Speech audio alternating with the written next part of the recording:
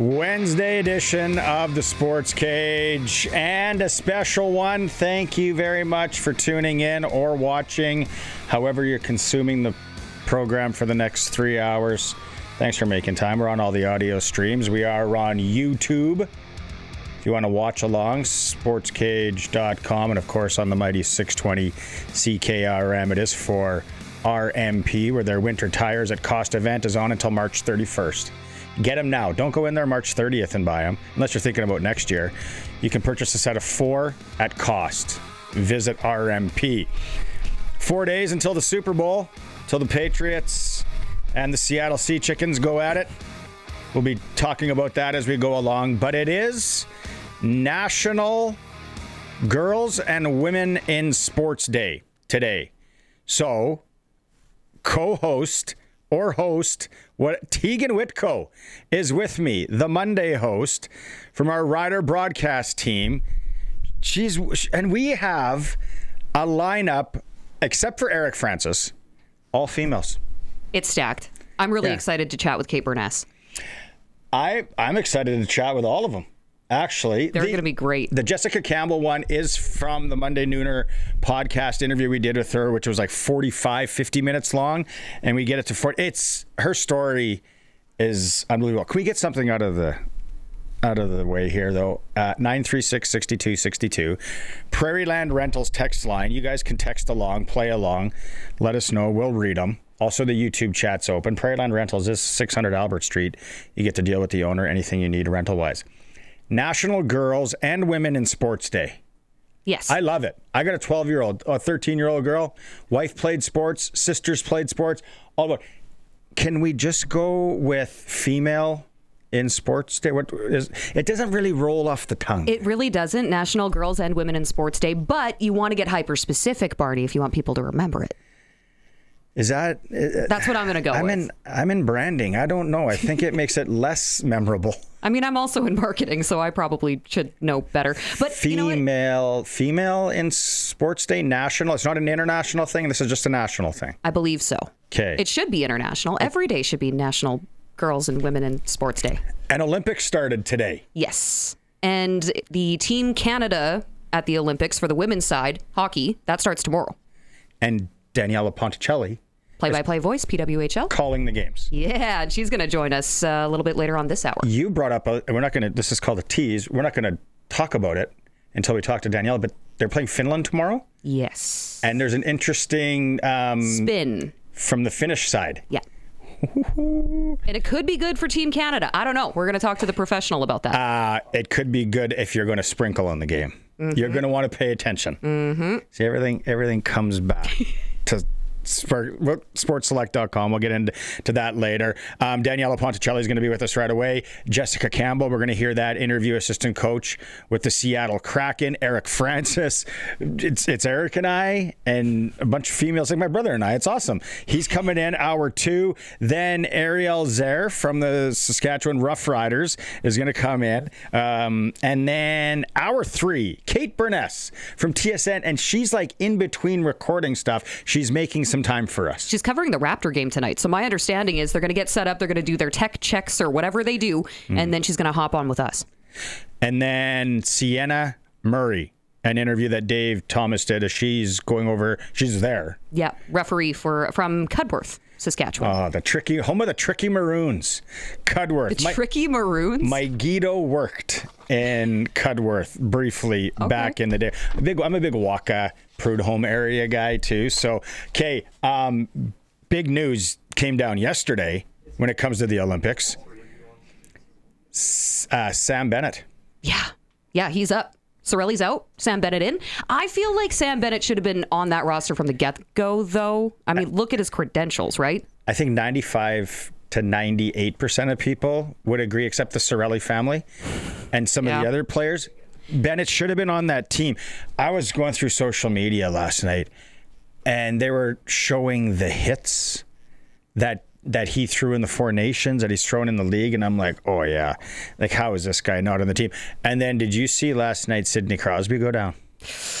with the butt of the stick. It was, that was a close call. But it didn't look like that. Speaking of teases and baiting us, it didn't look like that initially. It looked like that hockey injury right away. It goes groin or hernia. Yeah, and both equally as awful. You're not getting on the airplane to Italy if it's either those. Absolutely not. But then it ends up being nothing. Connor McDavid takes a little bit of a hit last night. And he also has the Battle of Alberta to get through tonight before they head off to Italy, right? I mean, we got to ask Eric Francis. Yeah, we got to talk to him. Let's be real.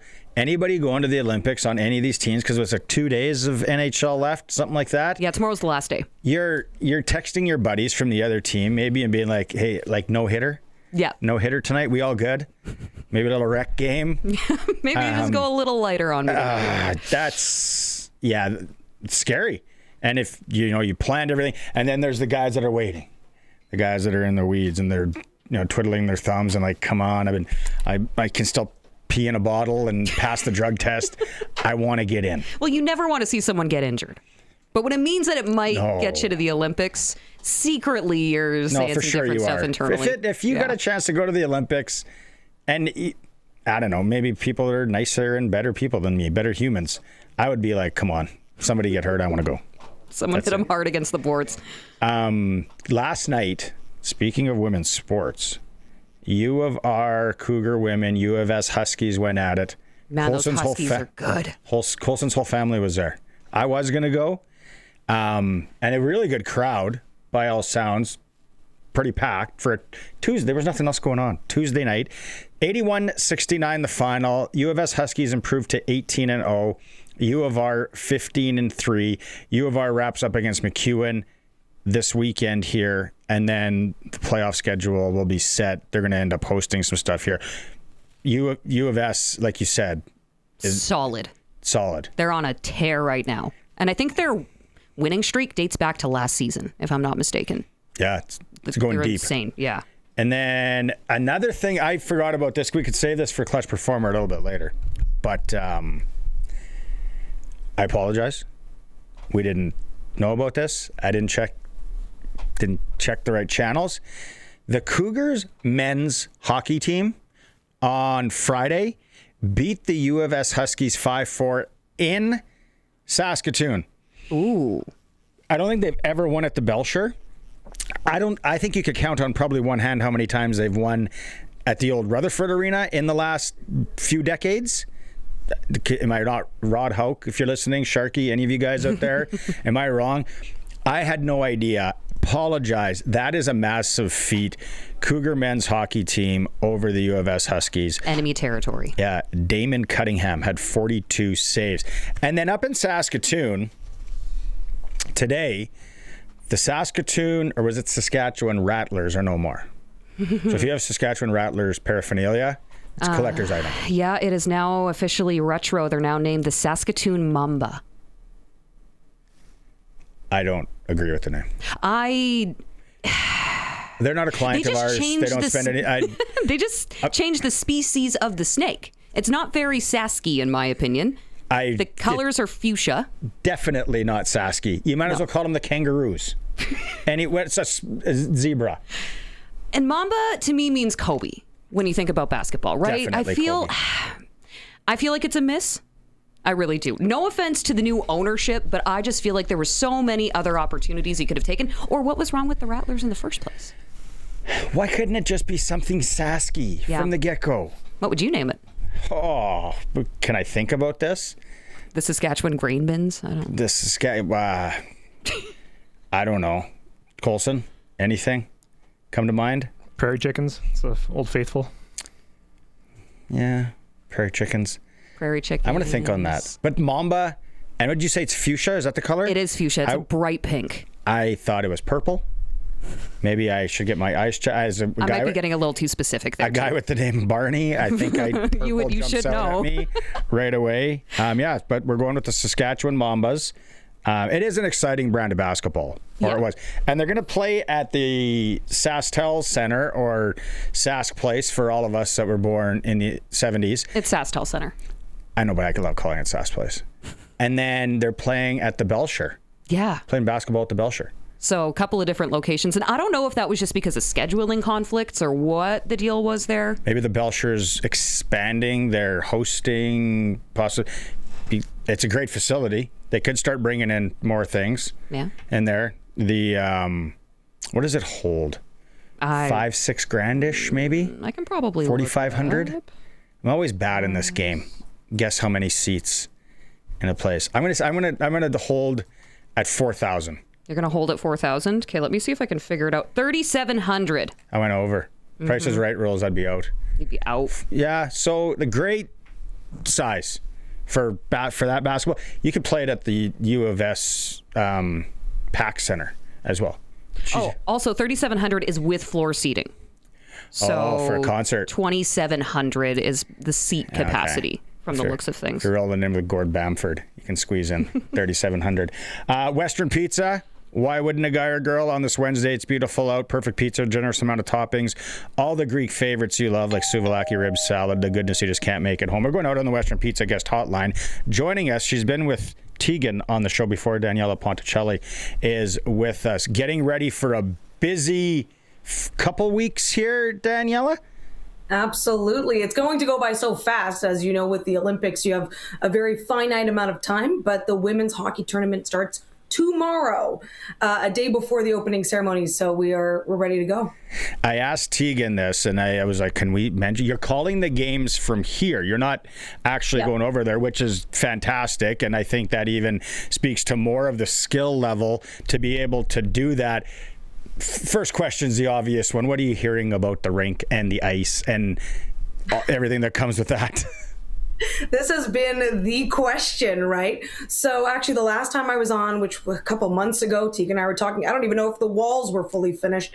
By all accounts, from what we're hearing, of course, at the beginning of this week, the building will not be complete. However, everything is going as scheduled, including the first game that will be played, ice hockey game that will be played there tomorrow, which is Italy versus France on the women's side. Obviously, the host nation wants to be in the bigger venue of the two, but a bulk of the women's games are being played at the Row Arena, which is also in Milan, but it's smaller. So think about the size you were just talking about, like Merlis Belcher, around that sort of size capacity for the smaller arena, which for the women's sake, I would say is actually good because everything is complete there. That has been built. That's good to go. By all accounts, everything is good to go. The last I read on Monday, toilets were still covered in plastic and there was a lot of building material kind of everywhere, which is just it's not fun, right? So I am aware, though, that the NHL was pleased with the test event that they had in January in terms of the ice.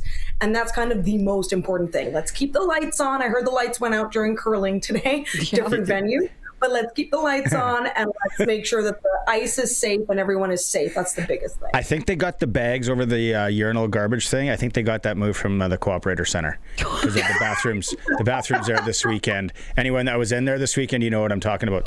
Sorry, boy. Oh, it wouldn't be the Olympics without some sort of facility controversy. But the games are happening. We all knew that was going to be the case. And you mentioned tomorrow the women's hockey will start, and Team Canada facing Finland.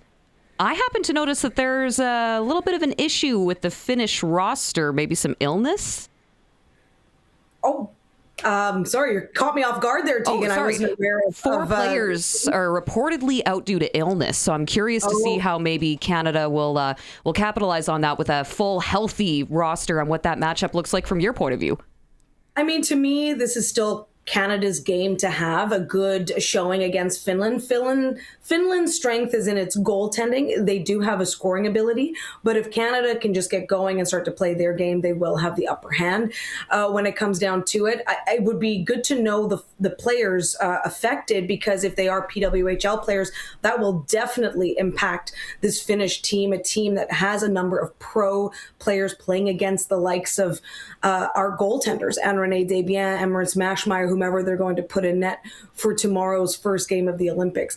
It is not going to be an easy test. Finland and Czechia are their biggest threats by far. Switzerland rounds out Group 8 along with the US and Canada. But when you look at the top 4 contenders on the world stage, I've worked the last 3 women's world championships, it's those 4. It was back-to-back Czechia bronze in 22, 23, then 24 and 25 were Finland. So those teams are the ones that are kind of cracking that potential potential to get up there. Of course, Finland famously actually did make it to a final on the world stage. They lost to the United States in overtime. So they are a team that can be a difference maker. And they're the team right now, if you're just going purely based on medals in the last 2 years, that have shown the bigger threat. I would say Czechia in some ways might be more poised to give Canada a tougher time because they have plenty of goal scorers and their goaltending is also clutch. Klara Peslarova was in the PWHL and has wins under her belt in the pro level,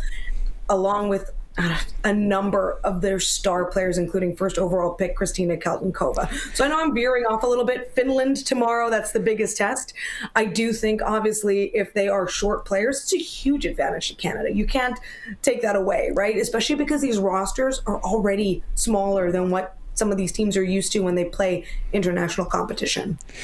I love it. And I know from having a daughter that plays, and it gets rowdy.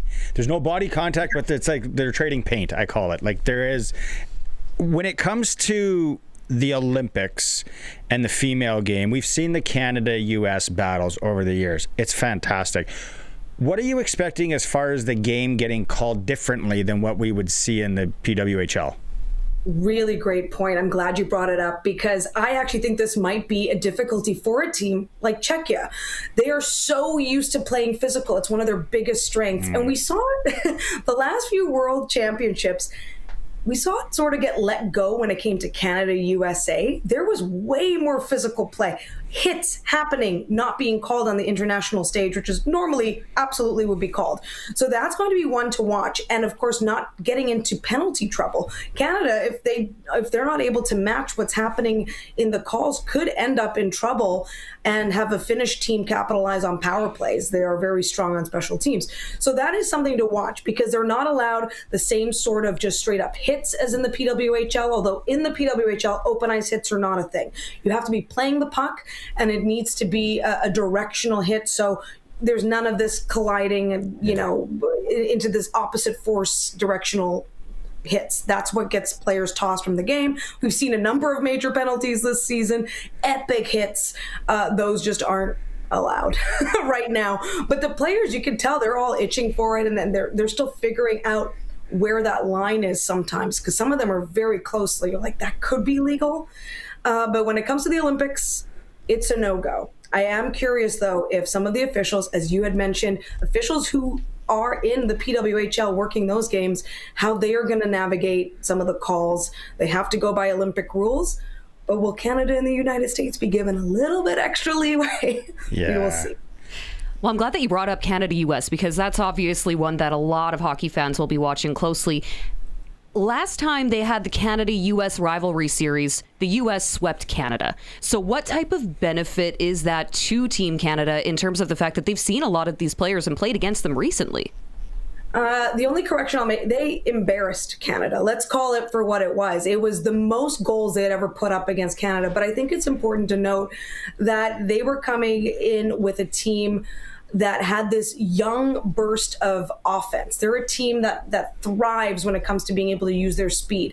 I think if you're going to look at it and what could be pros, yes, Canada has now seen what the United States can bring, because I fully believe the USA brought it all, especially in those last two rivalry games where they just poured it on. They hit double-digit goals. That's unheard of in that sort of matchup. So I'm very curious to see, number one, how the goaltending is going to respond, because André Desbiens, our number one starter for Canada, was in net to start the game that went way off the rails. So it's important to note, okay, so even our number one had some struggles there. How is she going to respond? In the PWHL, she's the best goaltender right now. She hasn't even allowed more than 2 goals the entire season. She's incredible. But she's also helped by a tremendous defense. Montreal Victoire have the best defense in the league. They block shots. Some of those players are now in the mix. Katie Teagan I'm going to bring up because a lot of people might not know that name if they're not used to watching the PWHL. She's one of the newer defenders being brought on to the Canadian team. And I say defenders because in the PWHL, that's the language we use. Just a heads up. I know that they're defensemen elsewhere, but Katie Teagan, I like her game a lot. she might be subtle. She might not get you a goal, but she's blocking everything. She is doing everything that you need to do as a strong defender, and I think that's important because you're going to have the likes of Sophie Jakes, Claire Thompson, who are going to want to give you offense from the blue line. So you need that balance, and I think in that sense, Canada has made some adjustments in response to the rivalry series. Here's a question kind of from the YouTube chat here. Colt messaged in. Hillary Knight, I think I get what he's trying to say here. The U.S. hockey GOAT, greatest woman of all time for USA. I don't know how old Colt is, but I am familiar with Cami Granato. I am familiar with Emily Kaplan. What if you're going to go maybe a GOAT, female hockey, Hillary Knight's got to be up there. What are your thoughts? She is. And she has been the face of USA hockey for the last 10 years, if not more. So I completely understand where he's coming from. She is USA hockey. This is her 5th and final Olympics. She has made that very clear. So of course, you've now set the bar. You want your captain to go home with gold, and they are poised to do that. I will say this, when you look at her overall production, okay, just going by the numbers in the PWHL, she's not quite what she was at last year. She had her best season. She led the league in points. This season, a little different, but you have to think she's working with new people on a brand new team as the captain of the expansion, Seattle Torrent. So I almost don't want to look too much at that.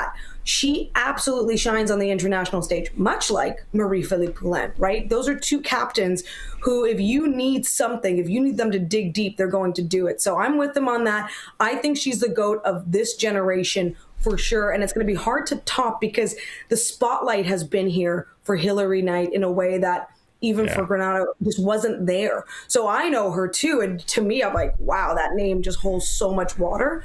But I completely understand if some of those heroes of the game don't get the same shine just because finally there's the spotlight on women's sports. Colt's 30 years old. By the way, he just messaged in. Colt's never lived without a cell phone. He doesn't know what it's like. No, I feel like the first 10 years, he's not an iPad baby for sure. You bring up such a good point, though. I mean, today is, after all, Girls and Women in Sports Day, and this is why we have a stacked and very impressive women-based lineup in our show today. But I wanted to ask you, when it comes to the shift in tone that we're seeing in terms of coverage and shining the spotlight on these absolutely incredible hockey players, now it's kind of the passing of the baton, and I want you to specifically look at Abby Murphy with us. Breakout star. She has been making some headlines, and that is a name I think a lot more people are going to be familiar with after this Olympic tournament. Absolutely. Or sorry, I thought we were going to see the clip because it's so good. There we go. It is. There it is. Yeah. Oh, it's just beautiful. So she was on the assist, showing off her skill. And she has been someone that anybody who knows anything about women's hockey has heard this name. We weren't sure if she was going to declare for this year's draft, but because she had that COVID year where you could potentially take the extra season, she is of the final group doing that. So she's in her 6th year in the NCAA. 5th or 6th. My apologies. I should double check that. But she's extended by 1 year because of that. And the point is, she is just so skilled. Look at it. Oof. Just gorgeous. Now, I'm excited because we know she's going to declare for next year's draft. And it's really going to come down, a lot of people are saying it's going to come down to her and a defender on Team USA, Caroline Harvey, who is on the Olympic roster yet again. And the two of them, they're veterans at such a young age, in their early 20s when it comes to international play and all they're able to do. So it'll be interesting. It'll be one of the two of them, and it's going to depend which team, of course, gets the first overall pick and their needs. Do they need another incredible goal scorer? Do they need some better defense that can produce on their back end? So there's a lot of things up in the air. I find her very interesting, very fun to watch. She's so skilled. She's also got an edge. So if you like that, and I think a lot of hockey fans do, I think you're going to love an Abby Murphy on your team. She's a bit of an instigator at times. She gets under people's skin. And I feel like a lot of Abbies in our league are like that. Abby Rock is like that too. So, well, I know she had an interview with Emily Kaplan, and she said, "I consider myself to be the Brad Marchand of women's hockey." There you go. Yeah. Matthew Tkachuk. And I think that's a really good analogy. Yeah, I love it. I live with one of those. my 13-year-old. I think it's awesome. Exactly. And that's the thing about this league is you get all personalities and it makes it great. You don't just have one type of player. So she's going to be a great addition. Daniella Ponticelli joining us here on the Western Pizza Guest Hotline. She's calling the Olympic women's hockey games. I got to ask you, since it is National Women in Sport Day, idolize. Who did you idolize growing up as a female broadcaster, and maybe who do you nowadays? Yeah, it's tough thinking about the growing up part because I'm always at a loss.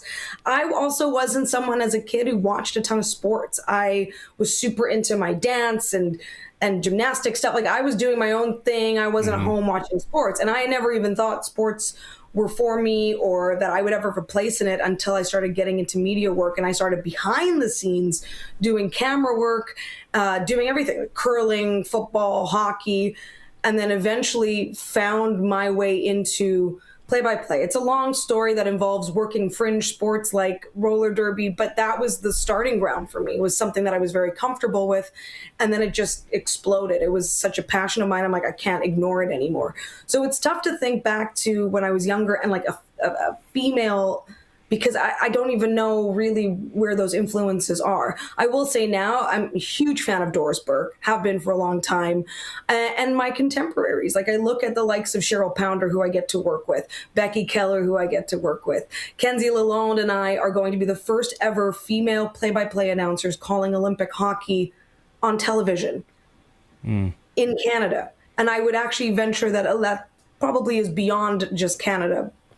But the point is, we now have 2 female pairs calling Olympic hockey. That has never happened before. And it's because we're at the right time coming into this, all of us skilled as a group of 4 and getting to do our craft every single day, which is huge. That just wasn't happening before. So, I'm going to look to my contemporaries on that. And I feel like I'm missing some. Obviously, Botterill, just the fact that she's in there and she's always been surrounded by men and is doing her thing, and whether you agree or disagree with her opinions, she's just such an incredible player and has done so much for this country as well. Cassie Campbell Pascal, how can I forget her? Leah Hextall, who was the first to do a lot of broadcasts in the United States. There are so many women, and I'm just so fortunate that in a lot of cases we're contemporaries. We're actually doing this all together, and I'm thrilled about it. There's a comment here on the YouTube chat. Blake says, when I think of PWHL broadcasting, I think of Daniella Ponticelli. So I think that's also something that, as women's sport continues to grow and evolve, what message do you share with people who are maybe thinking about getting into sports, whether it's, on an organizational level or as a broadcaster? I mean, he's saying Daniella's my broadcasting idol. Does it feel strange that people are looking up to you now? What do you say to them, for those women who are? Because I still always consider myself, and I hope this never changes, just a student, right? I joke with Becky Keller. I'm like, every time I work with you, I learn something new, and I'm like, I hope that never changes. Whether it's just a different way of looking at the game, a different way of breaking it down, something else to be excited about, a way to just elevate the experience, because it's not about me. It's never about us. It's about trying to make this accessible and as exciting for the viewer. And Olympic hockey, by the way, just as an aside, is that. It's really a lot of storytelling, because, for example, Sweden, Germany, how many players are you familiar with on those 2 teams? So it is an introduction as well, and that kind of makes it a different type of call. But overall, I'm always open to talking to people, and I'm so grateful I've had a chance to chat with a number of young women who are pursuing this and trying to find their way in. Of course, the question I get often is like, okay, what school do I go to, or what do I do? And that's a really tough question, because it's not just about schooling. You can absolutely pursue education. This is also something that has to be hands-on, and so it's about trying to find local leagues where you could potentially get behind a mic and just get reps in. That is honestly some of the toughest things. That goes for men and women, by the way. Plenty of my male colleagues who are fantastic, and we sort of run ideas by each other, have the same things that they deal with when it comes to just getting access to a sport, a game. I shout out to the University of Regina, University of Saskatchewan, who you were talking about before I came on. That opened the door. I would not be where I am without the U of S. I will say that fully with all my heart, because it was them that said, if you're going to get our men's team broadcast, we need our women covered too. That opened the door. If they hadn't said that, that opportunity wouldn't have existed. I wouldn't have started calling hockey. And by the way, I thought about that the other day, and that was 4 years ago. So Beijing 2022 was my first season of calling hockey, and here we are. So there are paths. I always tell people that there's always a path if this is where you want to go and pursue it. You have to be you have to be a student, you have to be relentless, and you have to just keep wanting to get better. And it's not easy because all of your mistakes are very public. You got it, yeah. You got to get the reps. I feel like you know as well on radio, like when you have a dumb moment, you're like, I just said that. Yeah. Yeah. I do it all the time. It's fine. I really used to care. I find with a lot of the young kids kind of coming up, it's that, right? It's all reps. Like you said, it's like just find somewhere where you can get the reps. You're only going to learn so much in school, and it's just doing that. Okay, thank you so much for doing that. What's the sleeping schedule like for the next 2 weeks for you? It's got to be all over the map. Italy time is not as bad as like Finnish time and whatever that I've also worked on at times, but it's early. It's morning show hours, I feel like, for you guys. If 2:33 a.m. wake ups if you're lucky, and then out the door and going. It's a lot of coffee. That's awesome. No, just a lot of NyQuil. It's only a week, but it goes by so fast. So the women's, just a heads up, women's tournament does start well before the men's. So just don't forget about the women. The medal games will not interfere with any men's hockey medal games. That's why they have the structure that they have, which I love. It's important to give both those groups their due and their spotlight. Thanks for doing this today. Have fun. Like you said, it's gonna go by so fast. Take it all in, and I really appreciate you taking time today. Of course. Thanks for having me. There he is. Wow. She gets to call games at like 2, 3 in the morning, and then maybe 7. And that's morning show aside. Calling hockey play-by-play is very difficult. You have to be sharp. You got to be on your toes. And I'm not saying curling is easy, but curling's like baseball. I've done both. You can tell stories in between. Time. Yeah, it's like, I bought some new shoes today. Some breathing room. Hockey, it's like you got to be on your toes. And you also want to make sure you're pronouncing names properly if you're not familiar with all the players. That's a whole other element to it. As I look at Colson. We're going to go to break. It's the Sports Cage. We are streaming through our YouTube channel at sportscage.com. When you ask someone who's the first female coach in the NHL, well, it's a Sasky lady. Born in Moosomin, Saskatchewan, ties to Langenburg, ties to Melville. It's Jessica Campbell. The 33-year-old is the assistant coach of the Seattle Kraken, second season doing that currently. The Monday Nooner podcast late this summer had a chance to catch up with Jessica and go through her journey of getting to coach in the NHL. It's episode 234. If you want to listen to the full episode, I broke some of this down. It's about 11 minutes long. She talks about her younger days, what got her there. Just an unbelievable story. Sasky girl coaching in the NHL. Here's a snippet of the Monday Nooner podcast interview with Jessica Campbell. Again, it was episode 234. So what we like to do on our show, mainly talk to Saskatchewan folks and kind of go through the journey. Obviously, you don't just land in the National Hockey League. There's a lot of years and work that goes into it. So going back to starting out, do you remember the first time you put on skates? Like, what are your first memories in hockey? Yeah, that was in Sask. Gosh, I mean, I think of so many different memories, but I have very clear, vivid memories just at the rink in Rokenville and Elkhorn, Manitoba. We skated there a lot because it was grid roads away from our farm. So between the two, just my parents dropped us off and we were playing tag and skating and shinny with any kid that was in the rink, whether it was 5 of us or 20 of us. I think about the Sandheims, like we grew up with those boys playing against them and with them. And I just fell in love with being on the ice. I loved it. I loved skating. I loved any opportunity to play. And so a lot of my memories were growing up playing boys hockey through pretty much every level through Saskatchewan until I was 16 years old and took the step to the next level with the women's game and moved away from home to BC. But yeah, everything that my core makeup is built in the prairies.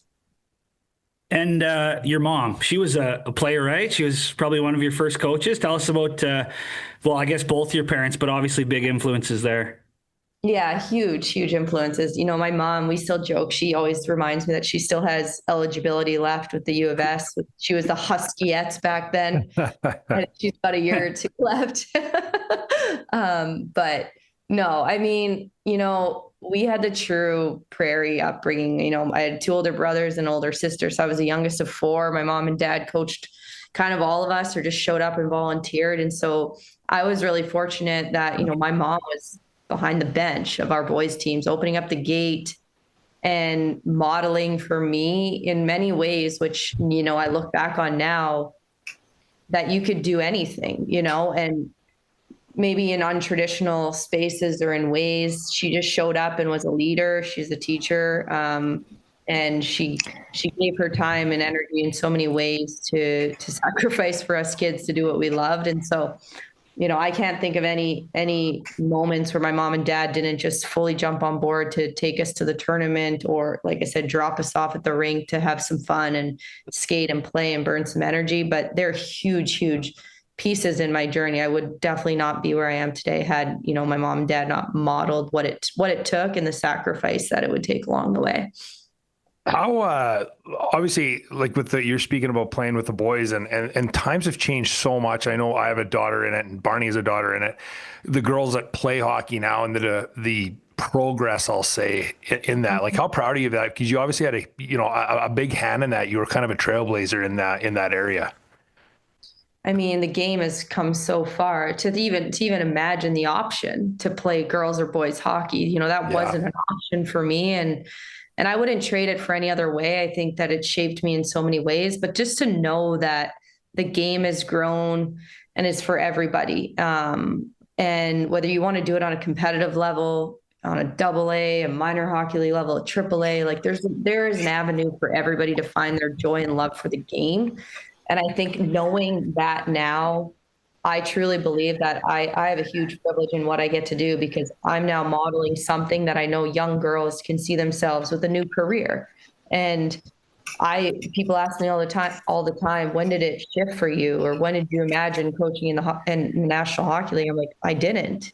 That was never a thing. I wasn't, honestly, until 2020, till I was coaching NHL players as a skating coach. That's when I'm like, wait a minute, this can happen, or I could potentially do this. And, that's just a testament to really the growth of our game and the opportunities. And I'm extremely proud. And, you speak to having daughters. It's so amazing to know that young girls now can see themselves in the game at the highest level, just like boys.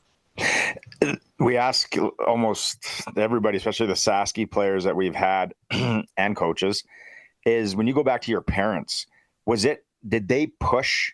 There's obviously the nature over nurture. And Shane and I know, right? We see it. We've probably been the psycho hockey parents at times where we're trying to push and we're trying to instill it. And my wife being an educator, like how the brain works for kids, it's different. We were pushed as kids in the 80s and 90s. How were your parents, and what do you remember about them in those formative years?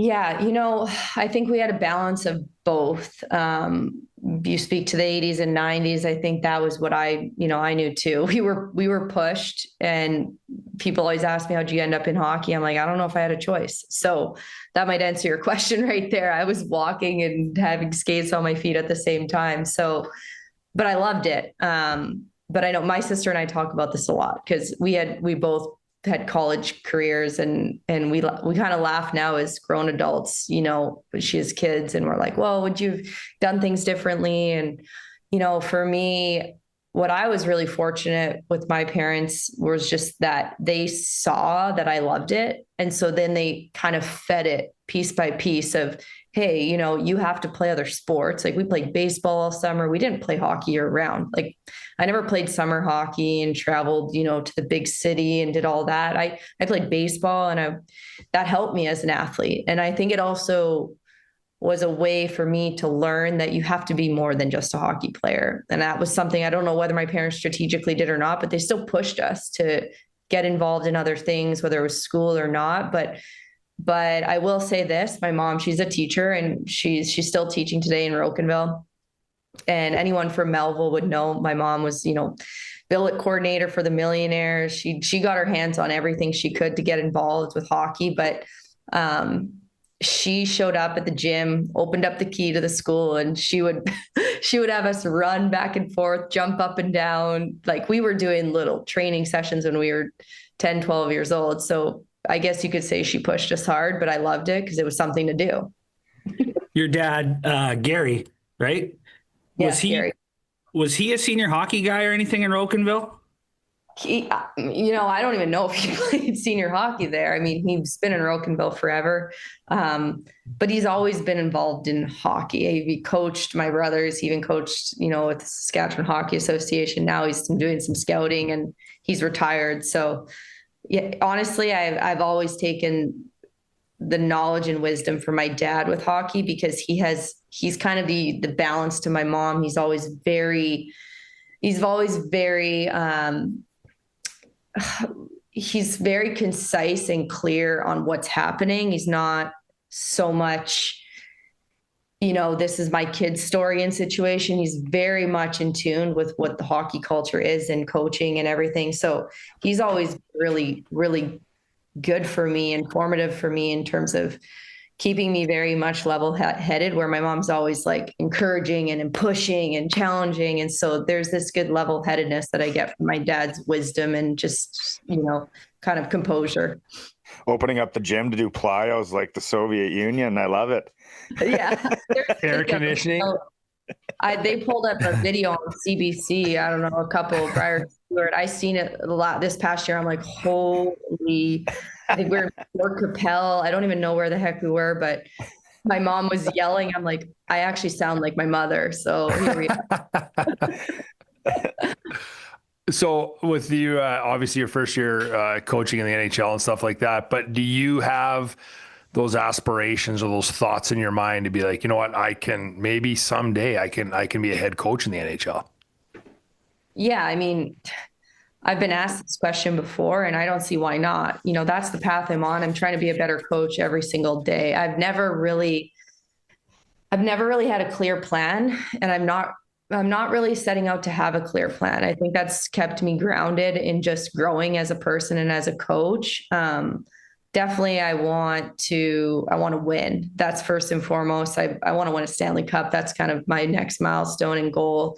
And in whatever capacity that I'm involved as a coach, whether it's assistant coach or taking a different step, but I don't see why not. Our game is growing every single day, and I'm growing every single day. So to say that I can't do it, I would be taking a step backwards. Your coaching journey and player development and power skating and all that, isn't there a tie with like Damon Sievertson and Brent Seabrook in there somehow? Yeah. So when I started, really honestly, and I've told Damon this, we've crossed paths in so many ways now, but when COVID hit, I actually moved over to Europe, to Sweden. I started my skating business, and I knew that's what I wanted to do. And, at that time I thought the goal was to be a skating skills coach in the NHL. So for me, I set off to do that. And when I returned home from Sweden, COVID hit, and Damon actually reached out to me because it was the odd COVID bubble, playoff year.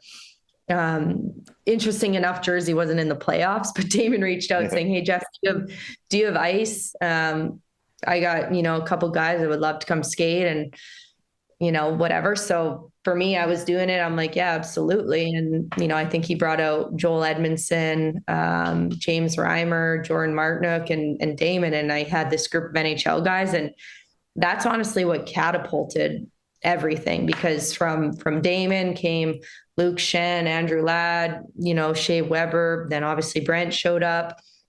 And those guys were huge, huge, huge for my development, because at the time, I knew what I was doing. I knew my approach. I was just fueled strictly on passion and what I had learned along the way and studied and put together my plan and my method. And I was just following it. And I really had everything to gain, nothing to lose, but experience. Yeah.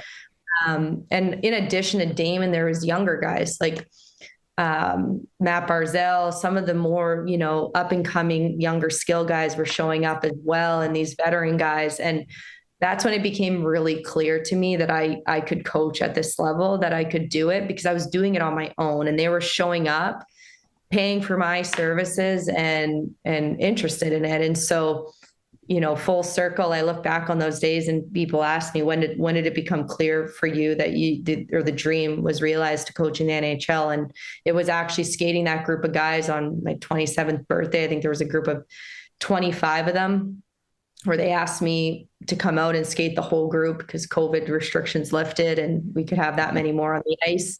And Brent, I was doing one-on-ones with Brent, rehabbing his hip, his skating, all of his mobility and stuff from a surgery. And he said to me, it's a matter of time, but you're going to coach in the NHL. You're doing it right now and just stick with it. And that's when I'm like, all right, you just gave me permission to believe in something that's never been done. And whether it happens or not, it's irrelevant. It's just now I have some clarity that I can do this. Again, if you want to hear that full interview, it's fantastic. Episode 234, the Monday Nooner podcast, anywhere you listen to podcasts. She goes through, I guess, some of the mentors, some of the people in her life from Saskatchewan that mean so much. The unfortunate, tragic passing of her brother, how they got through that, how she's kind of living on his memory, doing what she does, if you want to catch that. Teagan and I will be back. It is the Sports Cage. We are streaming through our YouTube channel at sportscage.com. We're on the home of local sports in Saskatchewan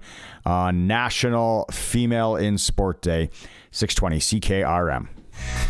Saskatchewan Roughriders signed veteran linebacker Josh Woods today. He spent the previous 5 seasons with the British Columbia Lions, suiting up 55 regular season games, recording 152 defensive tackles, 25 special team tackles, 3 sacks, 2 interceptions, and 1 tutty. Western Hockey League tonight, Saskatchewan teams. Moose Jaw is in Swift Current. The PA Raiders play host to Calgary. SJHL, we have a makeup game. Estevan's in Yorkton. Also, Weyburn travels into Nipawin Kindersley's at Warman. PJHL. Pilot Butte Storm, 8 p.m. They welcome the Moosomin Steelhawks. Saskatchewan Midget AAA Boys Loop. Estevan Bears home to the Notre Dame Hounds. The U18 girls. Weyburn Gold Wings are at the Regina Rebels, 7:30 here in Regina. Senior A, big one, Wynyard. Is there a bus leaving? Let me know. Keniston's in Wynyard, 8 p.m. NHL, New York Rangers traded 34-year-old sniper Artemi Panarin. He removed his no-trade clause. Why wouldn't you? Because he's going to Los Angeles. National Hockey League tonight, Montreal's in Winnipeg, Edmonton at Calgary, and Vancouver probably in tough against Vegas. Also from the Olympics, Canada beat Czechia 10-5 in mixed curling. It is for our friends at Reliance. Sign up right now. Get a water heater, $200 cash back. Some conditions apply. Call on Reliance. Hour 2 on National Women in Sport Day. We have Eric Francis joining us. We'll talk about women's hockey with Eric Francis. Teagan's with me. Colson's over there. We'll be back after news. Welcome back to Hour 2 of the Sports Cage on National Women in Sports Day. Teagan Witko's with me. Good day. Colson's here. Yeah. That was a good hour. A little Daniella Ponticelli getting ready to call Olympic hockey from Ontario. Is that what she was going to say? Yeah. Somewhere in Ontario. Have you ever called anything like that? Like play-by-play? No. On a screen? No. Yeah, I did it once. That's intimidating. You really, obviously, like anything, you got to be like your research. If you got your research, and then the thing with play-by-play, the sneaky thing. So I think Dave and Luke, I'm giving them all the secrets here. I think on home games, they have the stat guy, the spotter. What's his name? What's his name? You know this, Colson. Great guy. He sits there and he spots and stats, and then he slides him the info. And then I think on the road, though, they're on their own. Obviously, yes, the road games are much harder. Mm-hmm. Well, you're also out of sorts. You're not in your regular spot. And some of the stadiums aren't as Yeah. Great to work in. Back when I was a young broadcaster and I wanted to go places in this world, I remember doing lots of job shadows. And I would just always be like, hey, can I come in? So I got to watch a couple of pretty, I guess, high-end play-by-play people do their thing, luckily. You going to name drop anybody? But I probably shouldn't. And then I was like, cocky in your 20s a little bit. And I'm like, well, they're just giving you all the stats. I'm not thinking that in my head. Right. I'm like, I thought they researched and all that. And I'm like, all you're doing is, so you need that. So then, like Monday Night Football, any night, they would have a number of these people helping them. We should ask Suits actually tomorrow how many they have. Well, and they would have someone in their ear as well. IFB for sure. Yeah, they're feeding you all the information as you're going, because especially if you're on the sidelines. I know that TSN does that. Yeah. They'll feed the information down to the sidelines because it's a little difficult, especially in Saskatchewan. Yeah. Raining, winds blowing. It's hard to write things. Or just little tidbits. Yep. No one's done that since 1988. No one's returned a kick. And then you're listening and boom, and then you reveal it. Yep. But it's so much harder when you're on your own. So WHL guys, James Gallo. Oh, very well. I had to call a couple dub games back in the day. And I was full of piss and vinegar. For who? Which teams? Broncos. Really? Go Bronx. Are you allowed back in the city? Oh yeah. Lots of fun. But then if you're doing it without a color guy like Les Lazaruk, I think James does it, no color guy as well. You're crazy. It's a lot of talking. It is a lot, and hockey, like we talked about, it's moving so fast. You gotta go. There's no lull. Like my favorite, the word I had to do baseball once. I'm like, never again. Football. I love play-by-play of football. Yeah. Right, because of strategy and everything. And you're up high, you can see the play developing. Yes. So you typically have a better view of it than most people, even watching on TV, right? Because they'll zone in to where the football is and where the play is going, but you don't see what's happening in the backfield unless you're live. And it's tricky. And Dave would talk, echo this, is there's still times when they do like bootlegs and they're doing play actions. You think you got to know who's got the ball. It's hard. And so she's going to be calling the games off monitors, and she'll do a fantastic job and the team and all that. But I was like, I think you could do curling off monitors fairly easy. Well, curling's a bit different. You don't need to be, and you could do curling. You could set up at the Elephant Bar in Ellsbury and call curling off the monitor in there. You could do it from the studio here, Barney. Come on.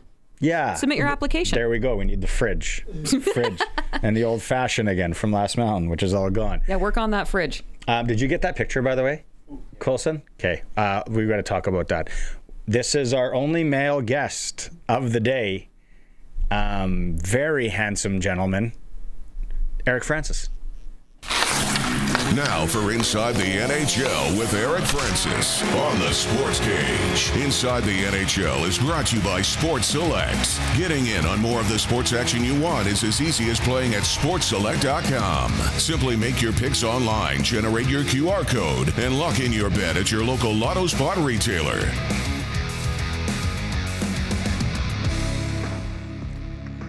Hey, you use moisturizer. Yeah, when you move out west and you live in the middle of nowhere here, you gotta have the moisturizer. Yeah, absolutely.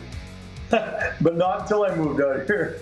Is that what we're talking about today? Or are we just talking about conditioner and moisturizer? Lip balm. Hell of a way to start the conversation there. That's terrible. It's crazy. Have you ever called play-by-play hockey? No. Years ago, when the Hitmen first came to town, I remember Mike Toth was the play-by-play guy. He asked me to come and do color. And I kind of heard a little bit of your conversation before. I just thought, I cover the team. I'm here every day.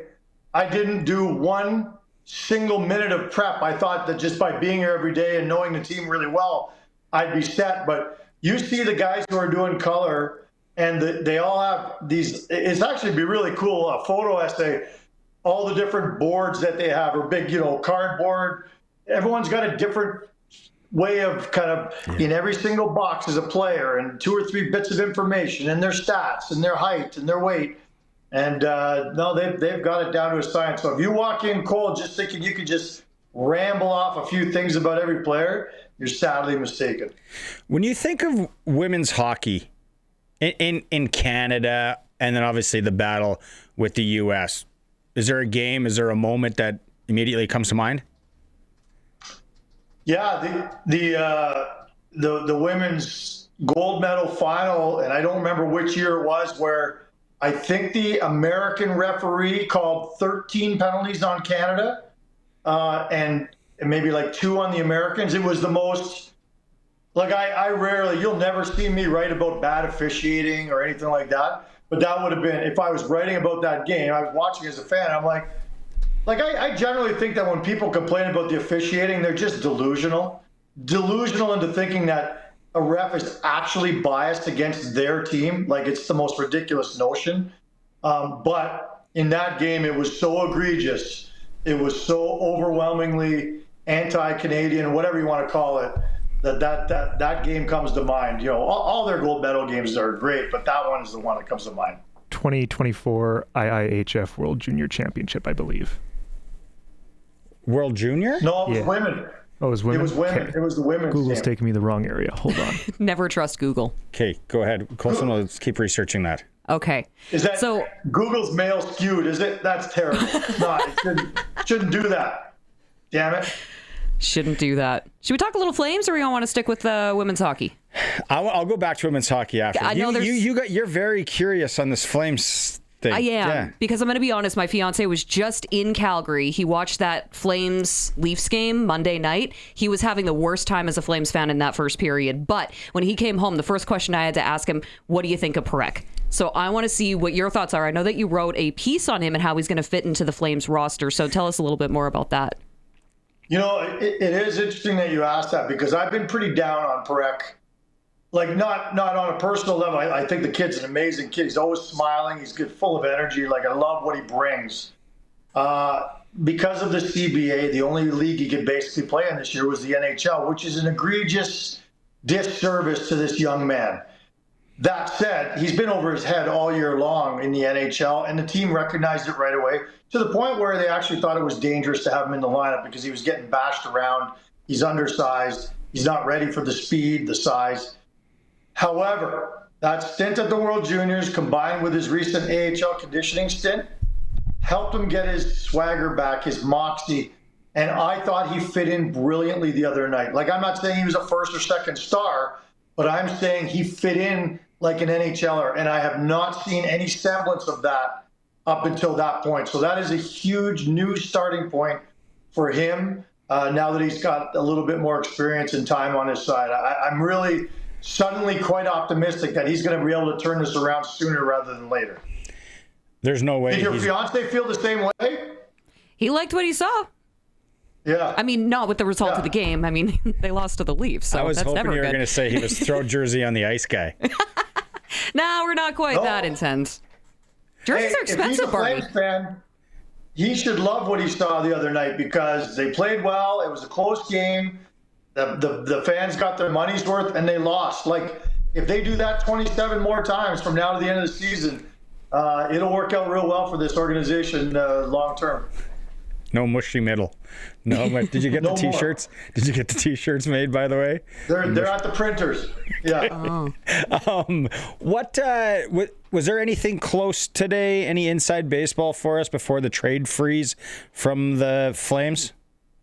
No, you know, talking to people around the league, it was pretty clear that, like, a lot of teams that are looking to make a trade just didn't want to take on, like, didn't want to make the deals before. If they could have, they would have. But in a lot of cases, they just didn't want to take on the extra salary, because these guys get back like a week before the Olympics. So you're still paying these guys during the break, and these guys just didn't want to take on the additional cost that, you know, the contenders looking to add guys at the deadline. So there was nothing imminent, certainly in Calgary. They knew that, and turns out around the league, I don't think there was anything that was really close to happening. So why don't we talk a little bit about Sam Bennett, now that he's going to be off to the Olympics? How does he fit in? I know that you're awfully familiar with Sam Bennett's game. He should have been there from the get-go. We all know that. That's right. And when Barney and I spoke, when they announced the team, I said the one thing I didn't like was the omission of Sam Bennett. And I understood that Tom Wilson's having a better year and is a bigger nuclear deterrent and scores more goals. Like, he's Sam Bennett on steroids, and I'm not accusing him actually of being on steroids, but clip you know that, what I mean? Clip that for a short That's the later. short. Clip that. Yeah. That's all I need. Tom Wilson hating my guts. Oh my God. Imagine how many tests he's going to have to do when he gets over to Italy. Random. Yeah, my fault. Sorry about that. But I'm glad. Look, I really like Anthony Cirelli. A lot of people, I think he shouldn't have been on the team. I think he should. And so I'm sad for him, and I think it's a loss. But I do think Sam Bennett is the perfect remedy to that hole down in their lineup. And on a real side note, I'm really happy for him. Like, you guys tell me, you saw the First Nations tournament. He did nothing to play his way off of that roster. In fact, all he did was answer the bell in every way possible, scoring in the final game, fighting Brady Tkachuk, playing roles that he's not normally playing. Like, this guy deserves to be there, and I'm so thrilled for him. For sure.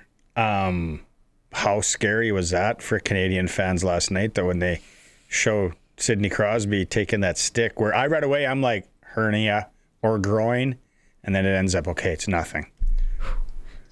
You sent me a text last night saying Crosby hurt. That's all you sent. And look, I normally... I forgot about that. Just 2 words. Yeah. That's all. And then you went radio silent the rest of the night, so I immediately get on my phone. And it's funny because I never... Like, you become numb to it as a guy in this business for so long. Like, when guys get hurt and everything, you don't want good people to lose their jobs or get hurt. But that one, as a Canadian, I was like, that's actually significant. And I was immediately on the internet trying to find out anything I could about this salacious rumor that you started in Saskatchewan. And luckily, apparently he left the game twice with apparent injuries. So that's quite a scare. And tonight, McDavid's in town with the Flames. And, I think everyone's going to be watching every time he gets hit. Everyone will be like holding their breath as well. So just 1 or 2 more nights we got to get through. So hopefully nobody gets hurt. And you can pile on that, on me starting the rumor about Crosby, just to take away from your Wilson steroid thing. So go ahead. Yeah. So clip that, Colson. Pile on. I was saying today, and I think before we went on the air, it's like, I wonder if there's going to be any text messages shared. Not that the Oiler guys and the Flames guys are very close, but it's like, hey, how about we throw a no-hitter tonight and just everybody get onto that airplane, whatever country you're from, A-OK. Think about it. Connor McDavid is going to go from villain to hero in this city alone anyway in the next 24 hours. Tonight, everyone's going to be booing him. Everyone's going to be dreaming of a big Kevin Ball blast on him like he gave earlier this season. But you wouldn't want to be known as the guy who knocked Connor McDavid out of the Olympics. Like, you play hard and what happens, happens. But my God, you'd hate for that to be on anybody, on McDavid, on Kevin Ball, or anybody who might be part of something like that. So you just cross your fingers tonight.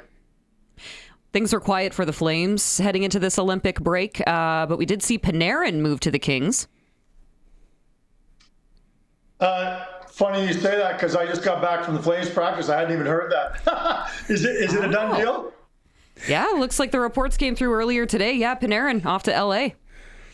Well, did he sign an extension too?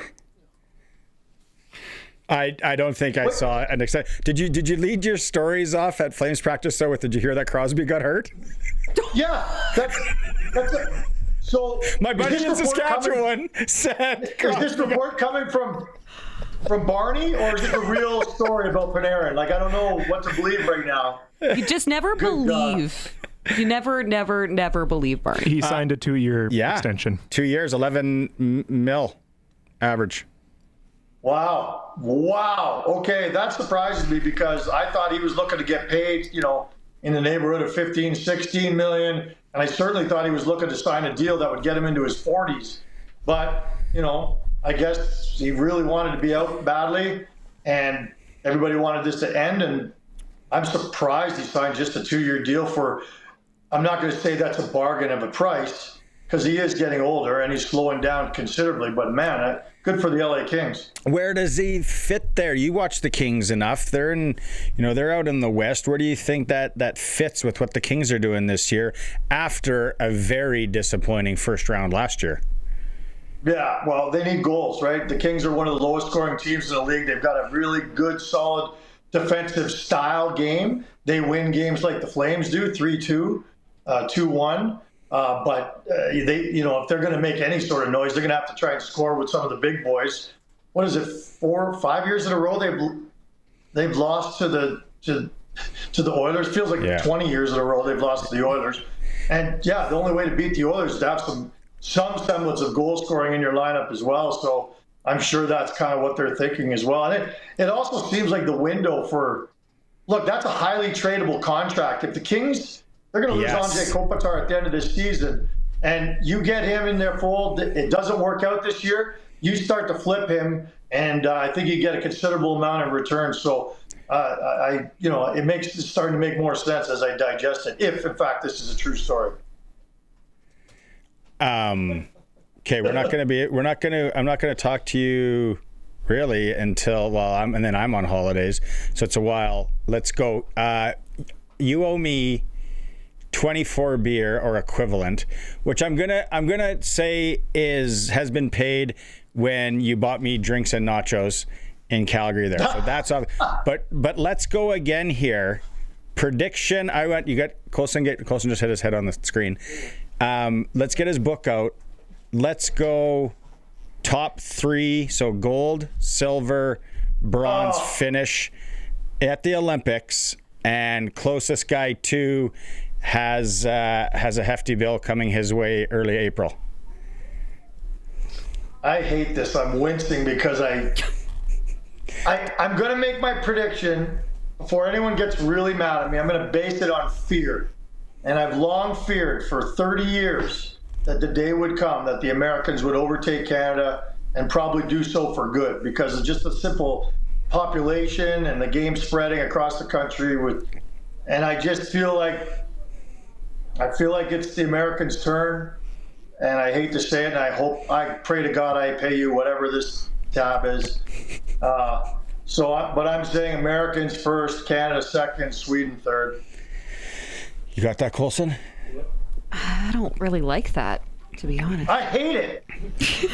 I hate that I said that out loud, but I'm scared. It's going to happen one day. I'm going to go Canada, USA, Czechia. It's a pretty safe one. But if gold trumps on everything, so if Canada wins gold and you take, doesn't matter. The third doesn't matter. You still owe me, and then vice versa. What are we betting? What's the bet? Mushy middle t-shirts? It's probably a few rounds at the golf course that we're going to play in April. If you win, I will take you to Slots of Fun for a burger and a beer way down the strip there. How's that? They've got $1.50 beer and $1.50 Bud Light. That's fair. You know what? You got that Alberta money, man. You got that Alberta money. Like, I don't have that. I'm in Saskatchewan. No. Yeah, we got so much of it here. Yeah, I'm happy to bring a bunch. I think Saskatchewan's doing all right these days too. But I'll play along and I'll pretend that our money is more plentiful here. Any wager that gets paid out in Vegas is always a fantastic idea. Right? Because no matter what it is, it doesn't feel like you're paying it out. You're just spending money in Vegas that you really don't want to account for anyway. So I'm in. It is. It's like, I don't know, whatever. That's the most agreeable I've seen you be all day. It's vague. You get on the plane and you feel like all debts are off. It's like, that doesn't really travel back with me. It stays here, doesn't it? I don't know. Okay, yeah. Do you have that picture, Colson? This is when I think, and anybody watching the stream that's in our demographic, I guess, you might remember the 1990 Women's World Hockey Championships. Canada wins. Look at those unis and look at those pants. I really, when I think of women's hockey in Canada and I go back, I was like, what year was that where they wore all white? Do you remember that, Eric? I do remember that. And over the years, Team Canada's flirted every once in a while with a look that makes the whole country go, what? What are you doing? That was one of the first ones that I remember thinking, my God, you're really going to do that? Yeah. Oh, man. Yeah, bad memories. And then that was right around the time, you can take this off the screen, Colson, it's disturbing. There was around the time that the men's team wore blue pants. Yeah. It was It's a choice. It was, you see, you're probably too young. Definitely Colson is. They wore the red with the half maple leaf, like the Canada Cup. And then it was blue pants. I'm like, quite shocking. I look back at it now, and I don't hate it because it reminds me of that era and that time with the Canada Cup and such. But yeah, at the time, again, very controversial, quite shocking. What are your thoughts on the black uniforms for Team Canada? Because that really raised everybody's eyebrows. Italy. I don't know what Barney thinks about them. The all black jerseys. I think they might wear them once, maybe twice. I can't see them wearing it often. Or what do you think? Yeah, I look. You got to sell jerseys, and it's all about third jerseys and having as many options as possible. So they'll definitely commit to wearing it once, but they better not wear it in the gold medal game. Hoping they get there. Yeah, they will. They will. What about the Finns? Finns are good. Finns are good. You could have said as your third pick the Finns. You could have said the Czechs. You could have said the Swedes. You could have said the Americans. I would say it's a 5-team tournament. No Germany, no Swiss. No, not Swiss. The Swiss They're not always doing sneaky. anything. Slovaks don't have the depth. Nobody's. Look, I'm not saying one of those bottom 3 or 4 teams can't, get a surprise win here or there or scare a big team. But they're not meddling. They're not finishing in the top 3. Okay. Speaking of the 90s, if you're watching the stream, this is always going to be epic. My God. We are keeping this in our... this might be how I show up in Vegas, actually. This on a T-shirt. I know this guy. Oh, if you're missing out, if you're watching the stream, a young Eric Francis by his mom's Corvette in his beer league Los Angeles Kings jersey, tucked into a pair of Bugle Boys. It's pretty Bugle Boys. And don't forget the slick gelled hair. That was kind of new at the time for men to be putting gel in their hair. Way too much, by the way. And it's a turtleneck, a white turtleneck / dickie. We're not going down that road again, but my God, what a look. I can't believe it. I love that. I mean, it's pretty iconic. Own it. Yeah. Print him a T-shirt, too. I'll never forget wearing something almost identical to that, driving down the street. I was not speeding, but a cop pulled me over and gave me an egregious ticket. And honestly, if I could just fill in the blanks for what the charge really should have been, it's just bad judgment. Just poor choice of clothing and hairstyle and all that, and attitude. It had nothing to do with the way I was driving the car, but I couldn't fight it in court. Pull out tape deck, probably, in that Corvette. No, the Corvette had a standard sweet. Oh, sweet factory. Little ride. Factory. Yeah. Factory. Right on. What's the song? Right. Get your motor running, head out on the highway. That looks more like you were playing Bobby Brown, I would say. That's more of a Bobby Brown get-up. Color Me Bad, maybe? There was a Belle Biv DeVoe tape in that car a lot. Poison. Yeah, Poison. Yeah. That's good music right there. Okay, well, have fun on your holiday with all that Berta money. And then we don't talk for like 2 weeks. I'll keep you up to date on all the injuries in the NHL, though. Just frantically texting. Yeah. You are my source, so thank you. I'll be in Cabo, and I'll tell the good people, hey, straight out of Saskatchewan, I'm hearing X, Y, and Z. Thanks. Breaking news. See ya. Travel safe. See ya. Yeah. Enjoy your holiday. Bye, guys. Bye. Take care. Eric Francis is brought to you by Sports Select. You can simply make your picks online now. Generate your QR code. Lock it in at your Lotto Spot retailer. Every bet is 100% legal. You must be 18 plus to play. Play responsibly. Bet on the original Sports Select. There's a bunch of games tonight, and we get to sprinkle of the day to play. 10 in the NHL, I think, right?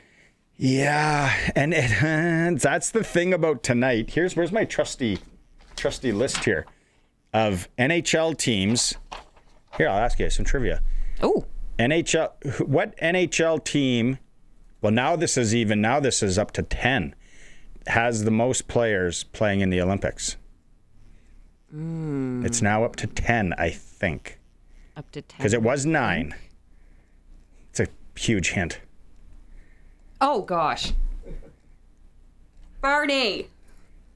Sam Bennett's team. Yeah, Florida Panthers. Yes.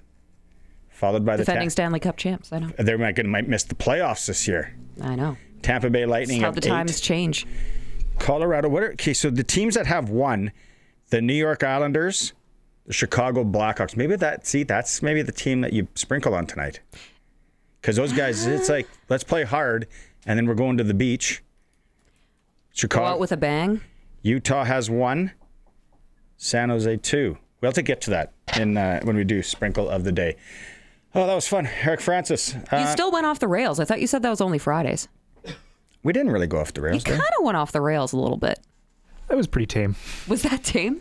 Yeah. Pulling up the Corvette picture. And... He's not on anymore. He logged off, right? He's not there. I hope this show falls on a Halloween next year. Because I'm dressing up as Eric Francis in that jersey and turtleneck and those jeans. You think you're going to be able to find that retro jersey? Yeah, There's some beer league. I'll go to Play It Again Sports. They'll have it. Or eBay or something. Yeah. You'll find it. It's the SportsCage. We'll be right back. Halloween's a Saturday this year. Ah, boo. We kind of did a clutch performer at the start of the show. I said absolute bogey on our part, but clutch. Cougar men's hockey team on Friday went up to Saskatoon to Merlis Belcher Center, where allegedly they've never won. And they beat the U of S Huskies 5-4. It was Damon Cunningham in net, making 42 saves. So that is my first one. I know it is from last Friday, but I want to give credit where credit is due. How about last night? College basketball? The women? U of S. Oh, 81-69. Colson's family was there. Good crowd from the sounds of it? Yeah, really good crowd. And it was tied at half? Colson said tied. Or were they leading at half? It was like a 4-point game, and the Cougars were leading, I think. 81-69 the final. U of S moves to 18-0. The U of R 15-3. Shout out last night, scoring wise for the Cougar women. It was Jade Belmore, 17 points, 9 rebounds as well. And then Kara Miskey, who we had on the program last week, 17 points. So losing effort for the women, but they're getting geared up for the playoffs. They play McEwen to wrap things up regular season-wise this weekend, and then they should be hosting some playoff games. You want to do the bird? Yeah, I want to take the bird. Bird is the word. Well, it was a bit of an issue last night when it came to Bo Horvat. He was going in behind the net, driving after the puck, and he noticed something hit his skate, and it was a bird inside the actual rink. So he was mic'd up for this as well. And I want to give Bo Horvat the clutch performer and the bird. I feel like the bird should have had an assist on that goal because he set it up nicely. But yeah, they... Do you have the video? In like 3 seconds. 3 seconds? Finishing downloading. Did you see them release the bird today? They actually did a release for it? It was in a box. Oh. Opened it up. Oh, it's a happy ending. It could, you know what? Anything nowadays, you got to make sure it's not AI generated. It would look legit. But then they opened up the box and the bird flew the other way. And I was like, wouldn't that have been something if the bird would have flown right back into the rink? Then like, oh. I want to go back in there. Okay, here we go. This is unreal.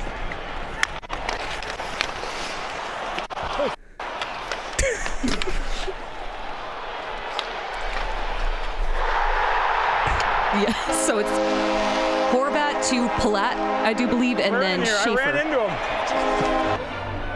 Dude, I ran into him behind the net. Yeah, poor guy. It's poor guy.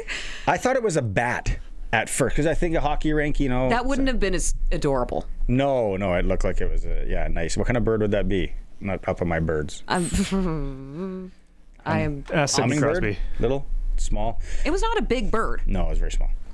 Clutch performer. Brought to you by Kellen Solar in Lumsden. family-owned business, whatever you need solar, they can help you out. Kellen Solar. We're going to go to break. When we come back, Arielle Zerr from the Saskatchewan Roughriders will be with us on National Women in Sports Day. It is a Sports Cage streaming through our YouTube channel at sportscage.com.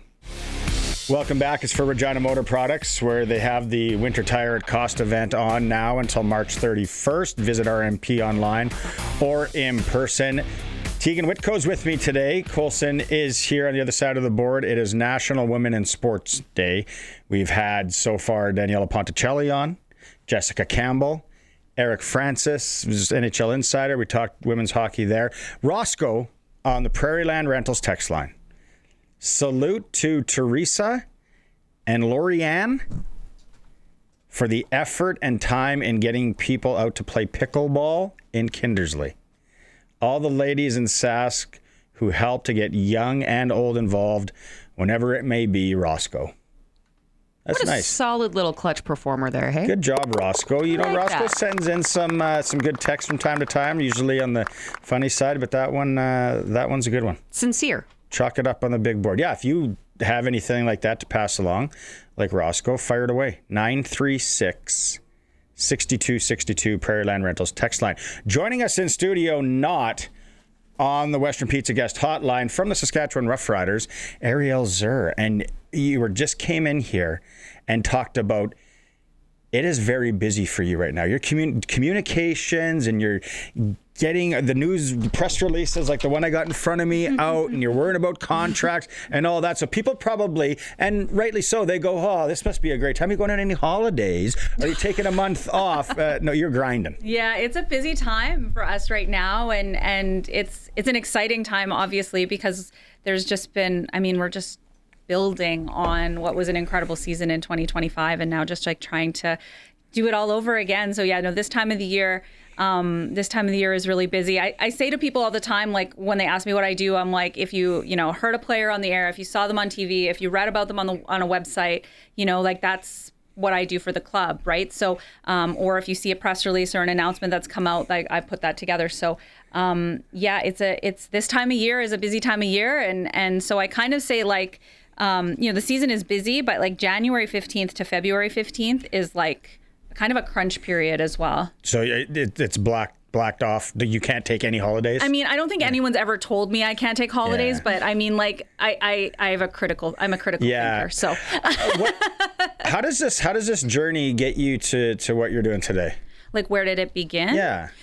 So, like I wasn't really an athlete growing up, and I had the amazing opportunity to take part in the Foundation's Girls Summit earlier this year, and we got to talk to a bunch of, I believe your daughter was there. Yeah, I believe your daughter was there, Barney. To young girls about like their possibilities in sport and that sort of thing, and my big message to them was you can love sport and be involved in sport and not have to be an athlete. And I love sport. I've always loved sport. I love competitiveness. I love the team. I love the environment. I love the emotions.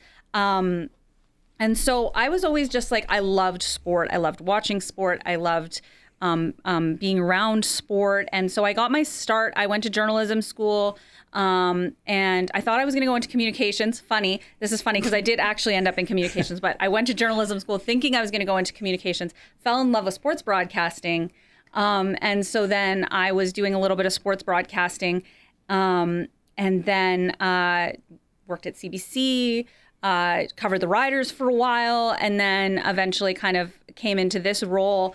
I can tell you the moment I knew I wanted to do it forever, if you want to hear that. And I was working for one of the local community TV stations here, and I was covering the SJHL finals, and it was the Weyburn Red Wings, and I can't remember who they were playing anymore. I think it might have been the Humboldt Broncos actually, and it was the end of the game, and I had to go out and do a post game. It was overtime. It was to force a game. I think it was to force a game 6. And I think his name was Max Pereira, scored this game winner. And his team just, dog piles him in the other end of the rink. And I have to go over and get him for this interview and bring him to the other end of the rink. And I'm talking to Max before we get over, and he's French. He's from Quebec, so he's an import. And he's talking in French and in English interchangeably without even knowing. He's so excited, right? And just the people of Weyburn are slamming the glass, and they're just like, it's so loud in there. And I just thought, if I can be around this my entire life, it will never feel like work. And it's true.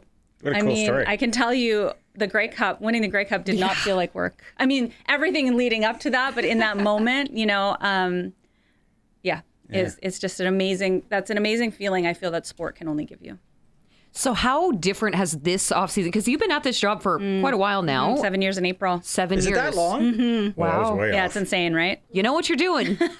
You've been through this before. Many off seasons where, maybe some fans are left disappointed. This off season, very different. So how is your busyness level been adjusted after a great time? It's really busy. And I think like the cool thing, and maybe the thing that's sometimes forgotten in free agency is like free agency really starts at the end of the season, your season, whenever it is, right? Free agency isn't just like when the window opens on February, or when the window opens on February 4th, or when other teams can sign other players or sign your players on February 10th. Free agency really starts at the end of your season. Free agency encompasses also all the guys who could go into free agency, right? So I think that's the thing that I always I'm focused on and remind people. And you talk about being busy because the work is being done to get the guys that, we want back as well, right? And that also makes up that free agency period as well. So from that perspective, it's been really, really busy. And then obviously they're also looking for, the next guys, right? Like Keyshawn Johnson, we didn't know who he was more than 2 years ago. And now he's, one of those guys that everyone talks about. You got to be, and just from being around for the last almost 2 years now, you got to be basically on call at whatever time too. Seems like a good team though, like with O'Day and everybody in the organization. But that's another thing that people got to understand when they get into this business. It doesn't matter how it's like. Don't expect 8 to 5, like a lot of times. And then in your respect with what you're doing, I'm sure you're answering calls and sending emails and press releases at all hours. Yeah. And I think the other thing that people also I've missed weddings. I've missed, events with my friends. I miss birthdays. I miss these sorts of things. And that's not complaining. I love my job. I know what an immense privilege it is, but I don't have weekends in the summer, right? That's just not a thing that happens in my life. And again, it's a massive blessing, and this is not me complaining in any way, shape, or form about that. But it's constant. I always say the season has a rhythm, which I can get into really easily. It's 5 practice days, or it's a kind of a 4-day practice, and then it's game day, and you throw a little travel in there and that sort of thing. But you can adjust to it, and I have adjusted to it. But it is constant. It's not a 9 to 5. It's not for really someone that it really values work-life balance, but I to that end, I will also say that I work for an amazing organization that is very understanding of things that go on in my life. And I say, I've missed a lot of things, but I also was there when my best friend got married and it was game day. So, it's a balance. It's a balance. Yeah. It is. There is still a balance. I do recall, I can't remember who it was, but someone had mentioned that there was a very tight turnaround for the Grey Cup Championship parade.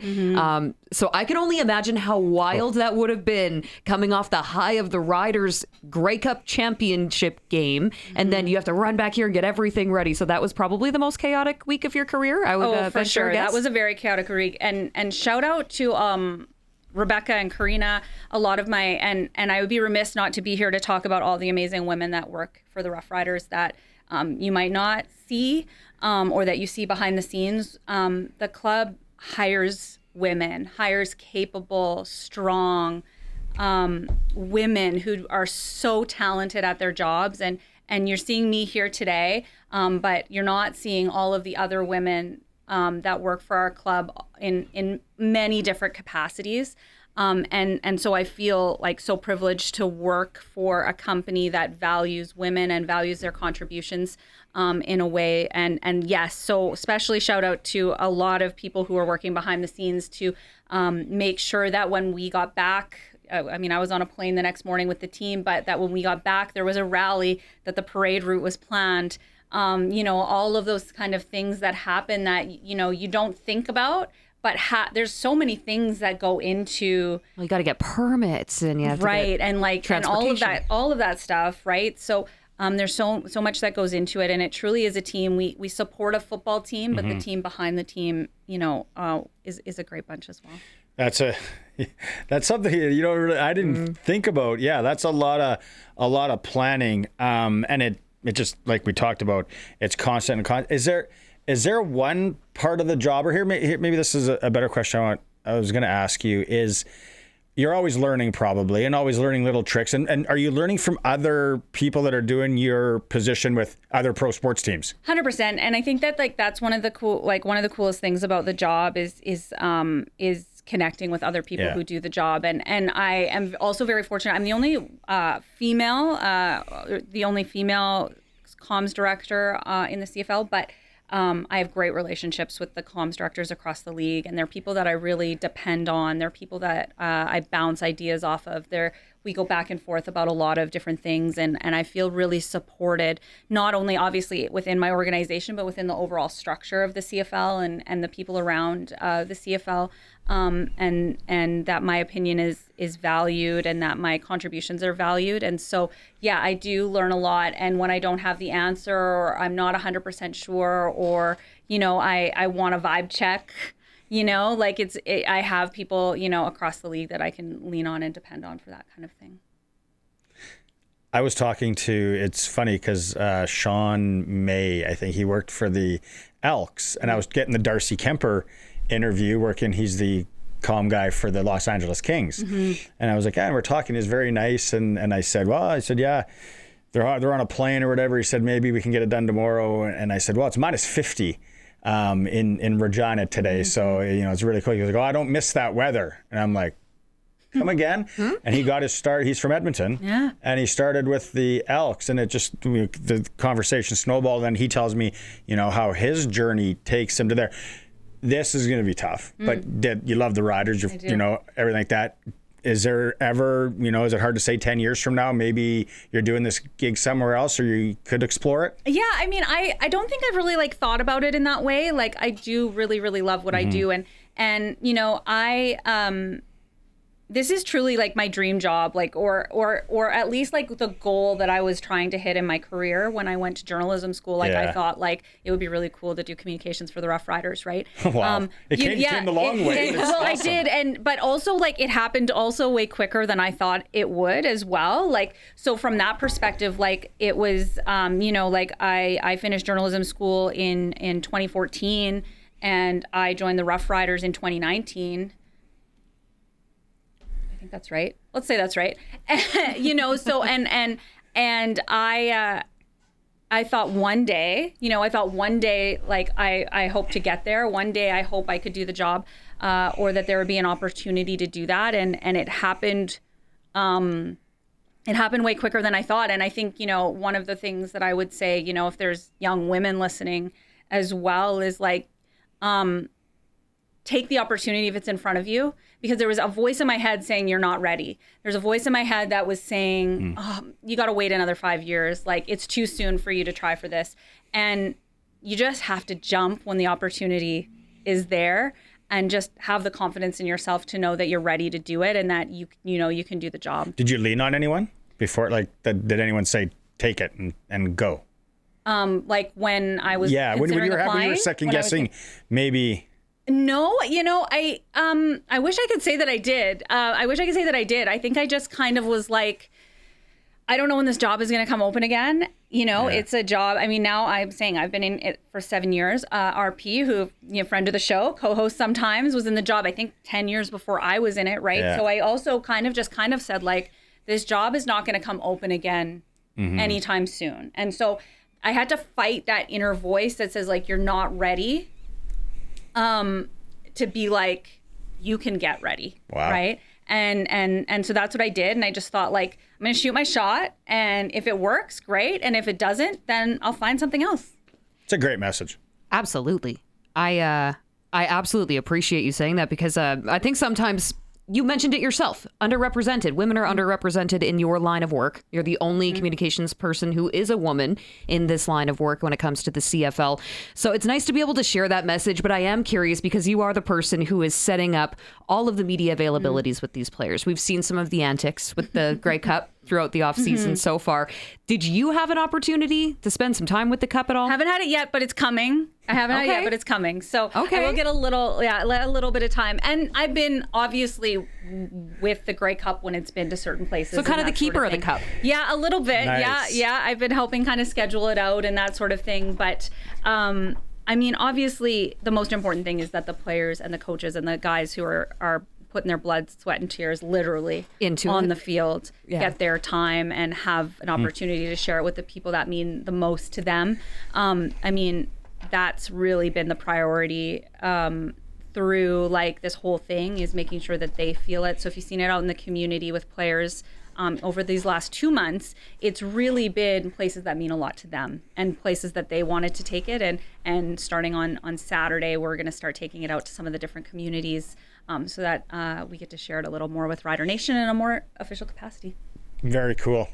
I thought you were going to ask about requests for players and all, and be like, who's the most annoying and why is it me? Wow. Asking for interview requests, but I'm not going to call myself out, but thanks for doing it for me, Barney. No, it's me. It's me. It's actually Dave Thomas.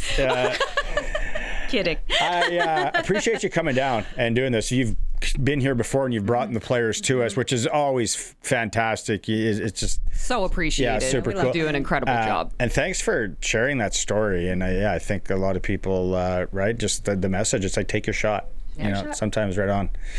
Arielle, thanks for coming in. We'll go to break here. It is a Sports Cage on the home of the Riders, 620 CKRM.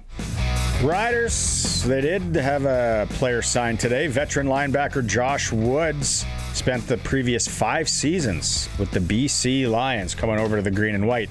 Hockey, Western Hockey League Saskatchewan teams, Swift Current, home to Moose Jaw. PA welcomes Calgary in the SJ. We got a makeup game. Estevan is at Yorkton. Also, Weyburn traveling into Nipawin and Kindersley's in Warman. Prairie Junior Hockey, Moosomin Steelhawks travel to Pilot Butte. 8 p.m. puck drop there. AAA Midget, the females. Weyburn at the Regina Rebels. 7:30 here in Regina. Down south, Estevan welcomes Notre Dame. Senior A, big one tonight. Kenniston in Wynyard. 8 o'clock start. Game 1 there. The New York Rangers traded 34-year-old sniper Artemi Panarin to the Los Angeles Kings in the National League tonight. Canadian teams with the Battle of Alberta. Oilers, Flames, Montreal's in Winnipeg, and Vancouver travels to Vegas. One note from the Olympics: Canada beat Czechia 10-5 in mixed curling. SportsCage.com poll today: will Canada win gold in men's hockey at the Olympics? You can vote at SportsCage.com. It is for Extreme Hockey and Sport, home of the price match guarantee. Right now, 20% off a lot of items in the store. I was in there yesterday trying to get my sharpener fixed. Extreme Hockey and Sport, located Halifax Street, Cooperators, and now in Moose Jaw at the Temple Garden Center. Like I said, home of the price match guarantee. Whew, lots of talking. That was, it's been a great show so far. Yes, and I will also add here, as we were talking with Arielle, a report just came out. Apparently, Gavin McKenna is facing assault charges right now. So that's some semi-breaking news. I didn't see it until just now when you were doing the ticker. Oh, I do see that now too. Very interesting. Just ahead of the NHL draft. Not good time. See that game at Penn State on the weekend? I didn't watch it. That's so. It was such a good look for hockey and college hockey and everything. Yeah, it was. We'll have to follow that. Keep you updated. Highlights, yeah. Speaking Super Bowl, if you're thinking of a place to go, Pump Jacks Cathedral, 13th and Albert. $6 pints, 25% off Appies all day on Sunday. Prizes, you got jerseys and mini fridges, which we need here, as we talked about. Fun atmosphere, too, for the big game. Yeah, lots of TVs, lots of seating. Pump Jacks Cathedral, if you're looking at a place to watch the Patriots and Seahawks. I'm not confident Patriots fan. I know you didn't say sea chickens this time. Yeah. I got a funny, actually, I just don't know if I can tell it on air. I got a funny Seahawk. If you're second guessing it, probably not. I got a funny Seahawk shirt that I should try and find and wear it tomorrow for Sharky. Hour 3, Kate Beirness from TSN is going to be with us, along with Cianna Murray, who's over in Italy getting ready to ref some hockey. Very cool story that Dave Thomas caught up with her before she left. It's National Women in Sports Day. Teagan is with me. We'll be back after the break with Kate Beirness.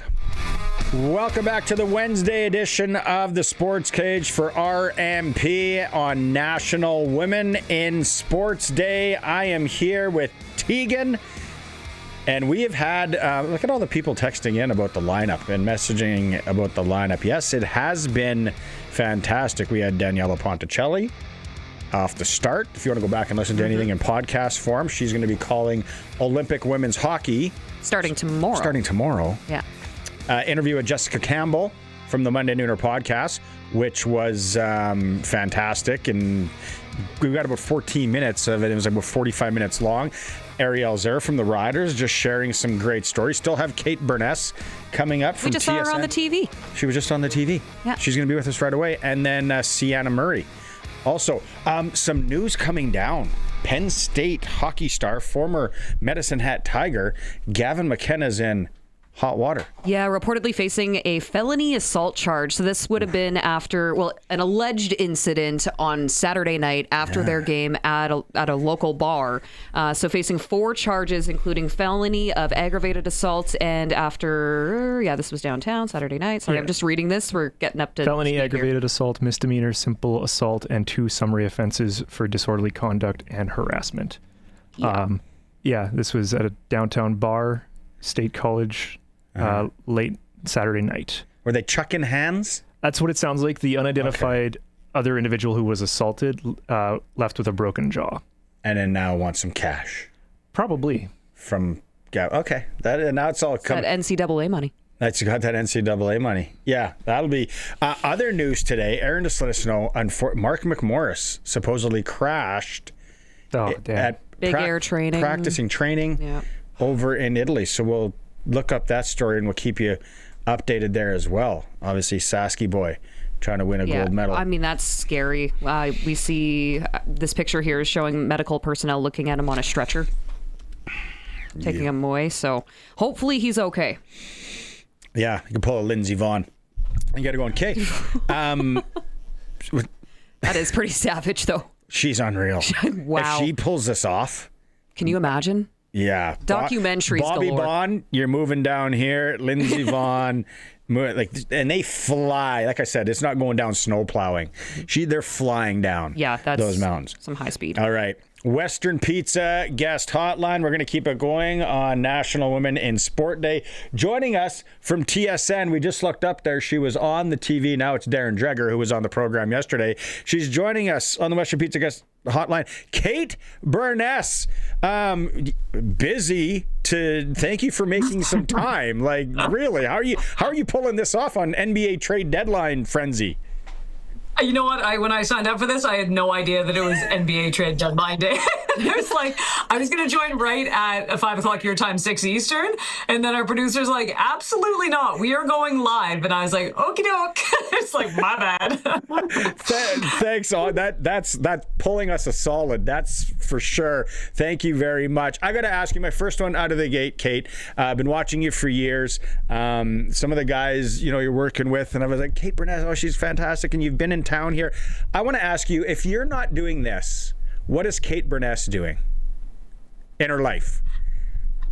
Man, right now I probably could come and live in Regina. Like the way people treat me in Regina, I think but I need the notoriety of TSN, so I have to take that back. If I wasn't doing this, I probably would be I'm a failed athlete like everyone else, so I would honestly say gym teacher. Like I think just getting out there and getting to play a sport every single day. I just tried to figure out a way to stay in sports. So I know this sounds like so cliche. I'd love to be a farmer.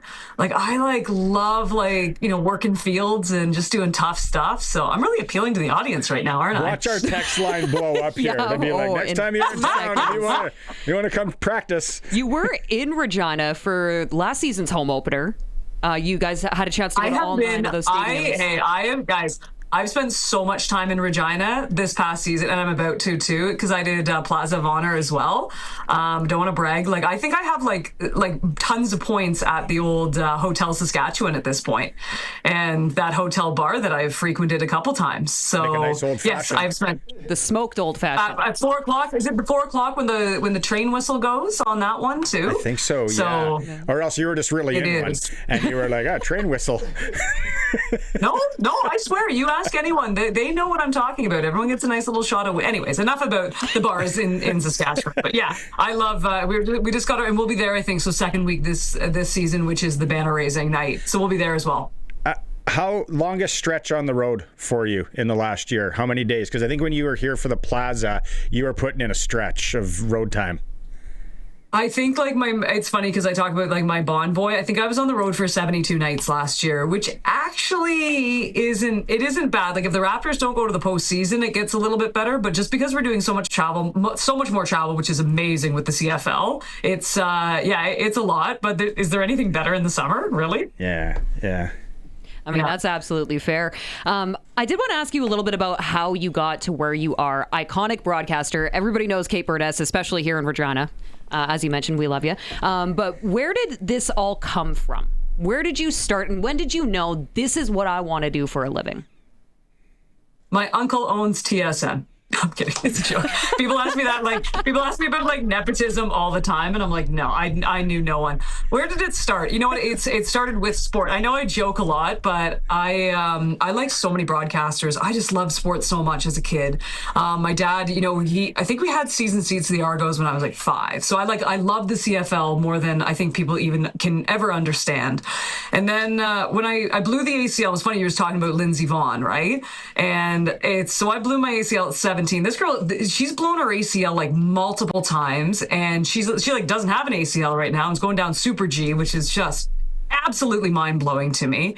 But my thing when I did that was I'm not tough like her, and I just had to find a way to stay in sport. And I wasn't going to make it anywhere anyways. And I just remember watching Sports Desk, Sports Desk, not Sports Center, Sports Desk. And it was like the days of Dutchy and just the old school awesomeness of it.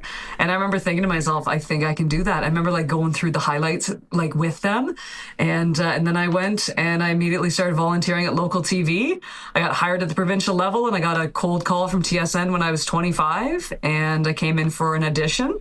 Worst interview of my whole life. I thought I bombed the interview so hard. I did bomb the interview. I'm sure anyone would tell you that. But then they let me go on the Sports Center desk, and I did a 15-minute basically an audition. And I thought to myself, well, I knew I bombed the interview, so I'm never going to be back here again. And I'm not going to lie, I absolutely, I ripped it, I ripped it. But I ripped it thinking I wasn't going to be here ever again. And then that was 17 years ago, and I've never left. So there's the whole story in a nutshell. That is really cool. Who is the female broadcaster that I asked this earlier too to Daniella, that maybe you looked up to or that you look up to now? Is there somebody? Yeah, for me, it's Doris Burke, and it always has been. And I've been, at least, the cool part about being in sport too, you have the opportunity to meet these incredible people. When I was growing up, there weren't we had a couple, but it wasn't anything. There were not women on sports networks when I was growing up. When I started at TSN, there were 5 of us total. So it was Martine Geyer, myself, Jennifer Hedger, Holly Horton, and Ivanka Osmak, I believe. So there weren't many at that point, anchoring. So yeah, and I do remember the first time I saw Hedge, and I just thought she was awesome. But a long time ago, a lot of my family I have in the States and in Chicago, and I remember seeing like Doris Burke and thinking to myself, oh my God, this woman. And Michelle Tafoya was another one for me. It was mainly out of the States when I was really young that I remembered them.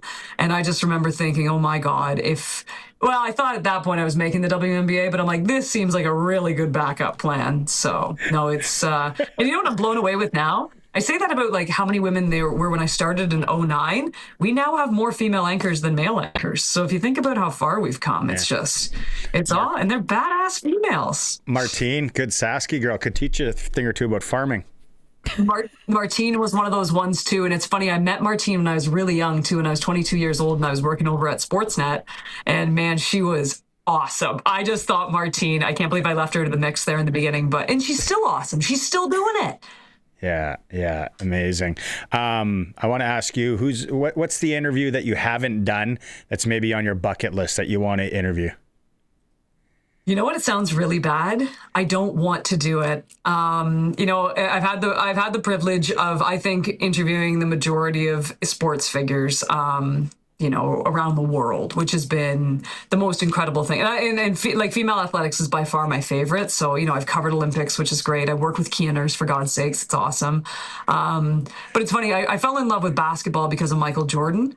And I would rather now not, I just want to keep it that way in my mind. I want to keep like the Wings poster on my bedroom wall. I think one of the reasons that I've stuck around in sports so long is I'm in awe of what like an athlete can do, but I can honestly say to you guys, I've never been starstruck. And I think the first time I was ever starstruck was actually when I met Doris Burke for the very first time. Oh, yeah. But other than that, I think I'd rather keep MJ just in my thoughts as like, that person I got to watch playing for the Bulls in the 90s. Cool. So when you look back at your career, as you mentioned, you've had an opportunity to cover a lot of different sports, and I know your love for basketball, especially back in 2019 when the Raptors won that championship. Is there a moment, though, that stands out amongst all of the rest where it's like, that is the coolest interview I ever got to do? You know what? It has to be that championship. I mean, there's just nothing that even compares to that night. And the interesting part with that night too is, you split the games with Sportsnet, right? So you only have a 50-50 shot of having the game that's going to win it. We all thought they were going to win it at home the game before that in Game 5. And then as the national broadcaster, it was myself, Ramona Shelburne, and Doris, and the three of us got interviews after, and we were also the first three let into the locker room. So we got interviews before no one else got interviews. So when I opened that door, and there was like the team and the ownership, and then just us. And then you knew the guys so well at that point. You've been covering the whole team the entire run, and it was just so easy just to go up and talk to them. I think I don't know if I'll ever get that moment again in my life, which is getting soaked but you know the in cool beer. part is, soaked in beer. Norton Powell is just like, if you like pouring Coors Lights just in my eyes the whole time. I smelled like booze for like 3 straight days. You do have Sasky. I did. You have Sasky. I do. I swear to God. I was born in Saskatchewan. I'll say this though, as cool as that is, right? And I'm not pandering to the crowd. I swear when I say this. The reason I love the CFL, among many things, is the accessibility of the league. So we were on the field when the Riders won the Grey Cup this year. And then we said, go grab us, anyone. Like I said, go grab AJ, go grab Trevor. Like the 5-star players of the team all came over together. And then Corey came over. And it's just like, that is just, you don't get that in pro sport anymore. And it's the thing I miss so much about pro sport.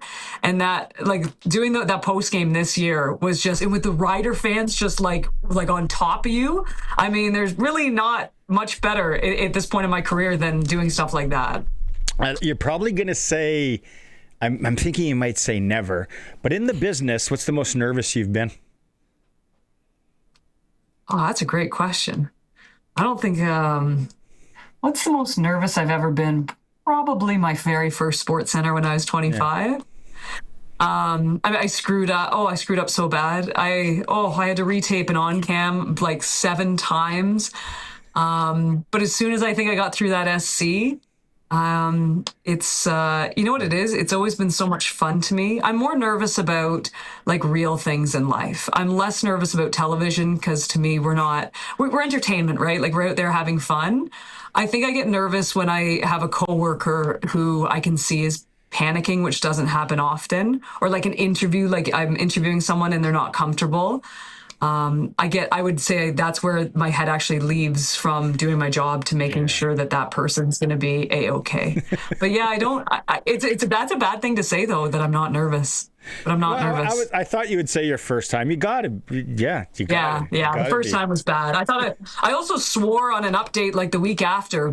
I said, I won't say what I said, but you can take a guess. I said Tiger Woods is, instead of saying sitting, I said the other word, second at the Travelers Championship, whatever. And it was just before social media hit, because Twitter came along, I think, in like 2010.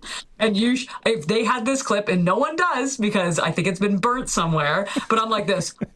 Oh my God, like my whole face just drops. So yeah, I thought I was going to be fired that day. So I was probably pretty nervous after that. Well, good thing you didn't get fired. We see a lot of There's you. There's still time, guys. There's still time. We see a lot of you on the panel with your coworkers during the CFL season. And there is something to be said, when you talk about when you're interviewing someone and if they're uncomfortable, then you want to just make sure that person is okay. Talk a little bit about your teammates and the camaraderie that you guys have built. You guys genuinely seem to be friends, not just coworkers. You know what? And it's something that I think is so uniquely special. I really do. And like I always say about the CFL panel in particular, it's the three brothers I never asked for, but I swear to God, I could not live without them. And what I love so much about them is that they're so different too. Milt and I have a very similar dedication for like athletics and like healthy living. I will rip it, as you guys know. Milt will not. Milt's like the most straight-laced human being you'll ever meet. Enoch is this joyful human being who's just an amazing football player, but even better guy, even better father. And then Chezzy just brings this dynamic to it that pulls the entire thing together. And he's one way, but then you see him with his daughters and he's the other. And I genuinely love them. And I know that that's ridiculous, but I think it's the reason the panel's so good. I really do. I have the same camaraderie with the NBA panel with Kia and Leo. So I swear I'm the luckiest person in broadcasting. Do you? I want to ask this question. You interview people and then you see people getting interviewed and all that, and I'm always like, I think somebody should make a rule that athletes are no longer allowed to say man.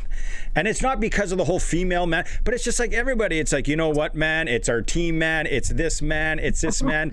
For some reason, that drives me insane. So that a guy is calling me man?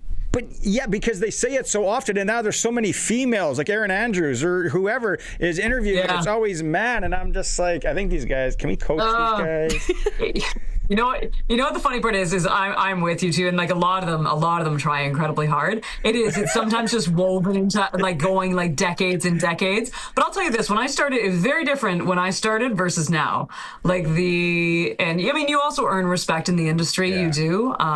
But I think a lot of these guys too, they're at the point where they would they're almost like a protector role too. They're like, oh, don't you talk to her? They're just kind of more like that.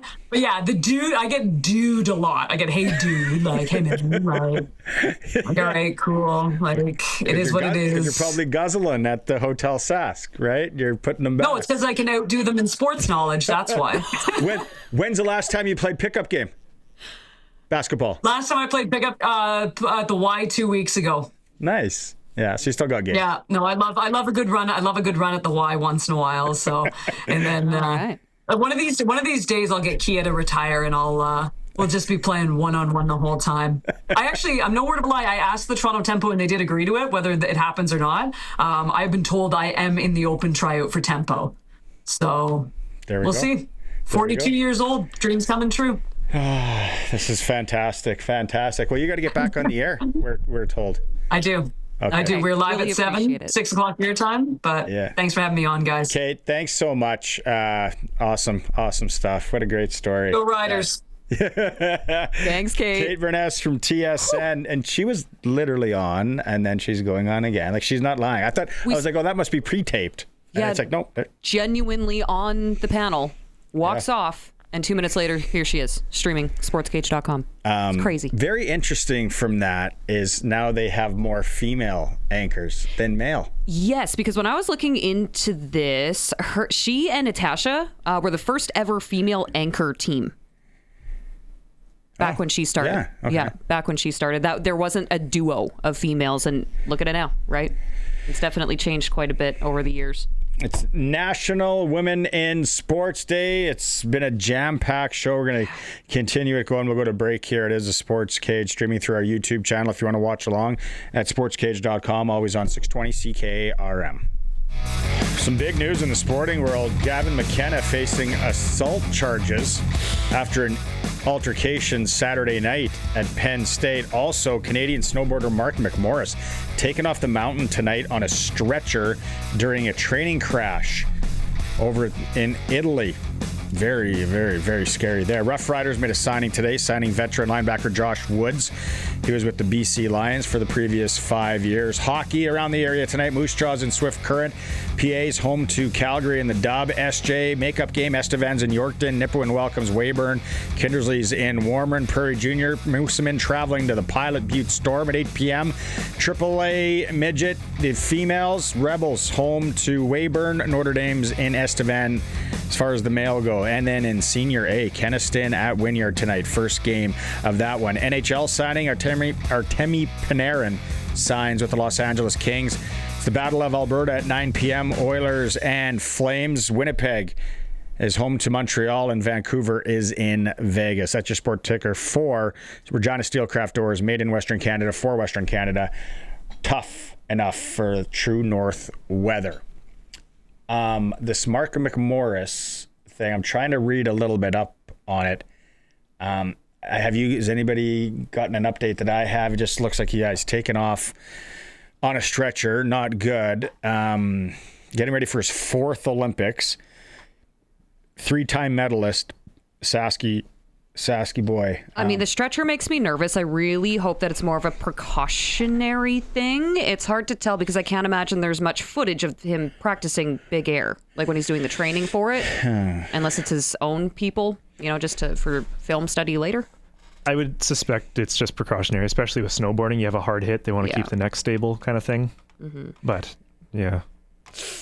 Still scary. There's, and we're getting some text messages on the text line about updates on the Gavin McKenna thing. That is wild. Probably going to go on for a few days here and see how I'd like to know the real story there to start. Quick thing on Mark. Our friend of the show, Devin Haru, got a comment from the Canada snowboard team. Mark's okay. More to come. So that's what we got. It's not a lot. Nope. Not a lot, but it's something. It's more than we had 5 minutes ago. Yeah, that's so unfortunate. And then we talked about the Lindsey Vonn thing, and you think it's any big event that an athlete's going to. It's like when I had interviewed Ben Hebert, they're going curling, and he's been to I think 3 Olympics. And I was like, so do you kind of walk on eggshells for a little bit here? Because I fell down my stairs. You saw the video. Oh, there's a video? Oh, Joey. It's Luke Mullender and I could have falling down icy stairs. Well, that's why I had my computer broke. It was in my backpack, and it was real. I don't mean to laugh. I'm so sorry. No, go ahead. It doesn't matter. It's just at my age, I'm like, man, the amount of things that could have broke, and I could have been in rough shape. But the Olympians, it's like wrap them in bubble wrap at this point. Like tonight, Oilers and Flames. Bubble wrap. Yeah. No one touch McDavid. Bubble wrap. Off limits. Yeah. Cannot. Oh, man. It's funny that you really think, do they need to play? I know it's the NHL, it's a job, and does he need to play tonight against Calgary? Speaking of hockey, quick though, I did find it. It was the 2002 Winter Olympics gold medal final with the women's. The penalties? Yeah. Stacey Livingston called 13 penalties on the Canadian team, and I believe she called 6 on her own. And Captain Haley Wickenheiser said it was disgusting, I think was her quote, or outrageous. No, atrocious. There we go. Atrocious. Our NHL insider hit with Eric Francis. He brought that up, and I think that's... Canada still won 3-2 that year, but stuck it in there. 13 and 6? Yeah, penalties? She called 13 on Canada, 6 on the U.S. I don't know what the other ref called, but yeah. There's I want to talk about WHL. There's only 2 games tonight up in PA. Calgary's in town. Should be a good one there. Then down the road, Moose Jaw and Swifty. You work all the Pat games. Last night, Red Deer picks up 2 points. They move 2 points up on the Pats, but they have 3 games in hand. That excitement, though, now for this young Pats team. It's building to try and make the playoffs. Yeah. If they make it, great. You're probably, going to get smashed against PA, let's be honest. They're so good. Yeah. They are incredible. Medicine Hat, Murderer's Row, or you got Medicine Hat there, right? So the Pats are back at home Friday against the Saskatoon Blades. WHL report for the annual outdoor RV celebration at Affordable Trailer Sales, February 6th to 16th. Every new unit purchase comes with instant cash payments. They're staying on their lot, passing those savings on to you. They're family run. They've been here. They're going to still be here. Affordable Trailer Sales celebration. Somebody just mentioned the Tate McRae thing. I was going to ask you about that. I'm out of the loop on this. I'm not sure exactly what's going on. I sent you the video, I think, Tate Colson. McRae. From Calgary, right? She's that pop musician? Yes. Yeah? Yes. I believe she's dating Quinn Hughes, isn't she? Used to date Regina boy Cole Sillinger. She did an advertisement promo, for one of the networks in the States for the Olympics, saying she can't wait to meet Team USA. And everybody's jumping on it because she's Canadian. That's an odd choice, especially because of the political climate right now between Canada and the US. I know it's been an ongoing thing for a while. NBC, that's on them. Like Tate McRae, someone comes with some money and her agent says, hey, you're doing a promo shoot for NBC for the Olympics. Okay. But then it's also on her agent. Yeah, agent wants to get paid. Well, get that agent bag, wants I guess. his cut. True. So, yeah, there's a lot of people out there talking about, for me, at the end of the day, I actually think it's kind of funny. Oh, yeah. I'm like, okay. I mean, use John Hamm or next. But I feel like this is also maybe a little bit more tactical than we're giving her credit for, because it's going to get people talking. Controversy sells in this day and age. If it doesn't stand out, it kind of gets tossed to the wayside, doesn't it? Mm-hmm. I mean, especially when it comes to advertisements. There's been so many controversial commercials in the past.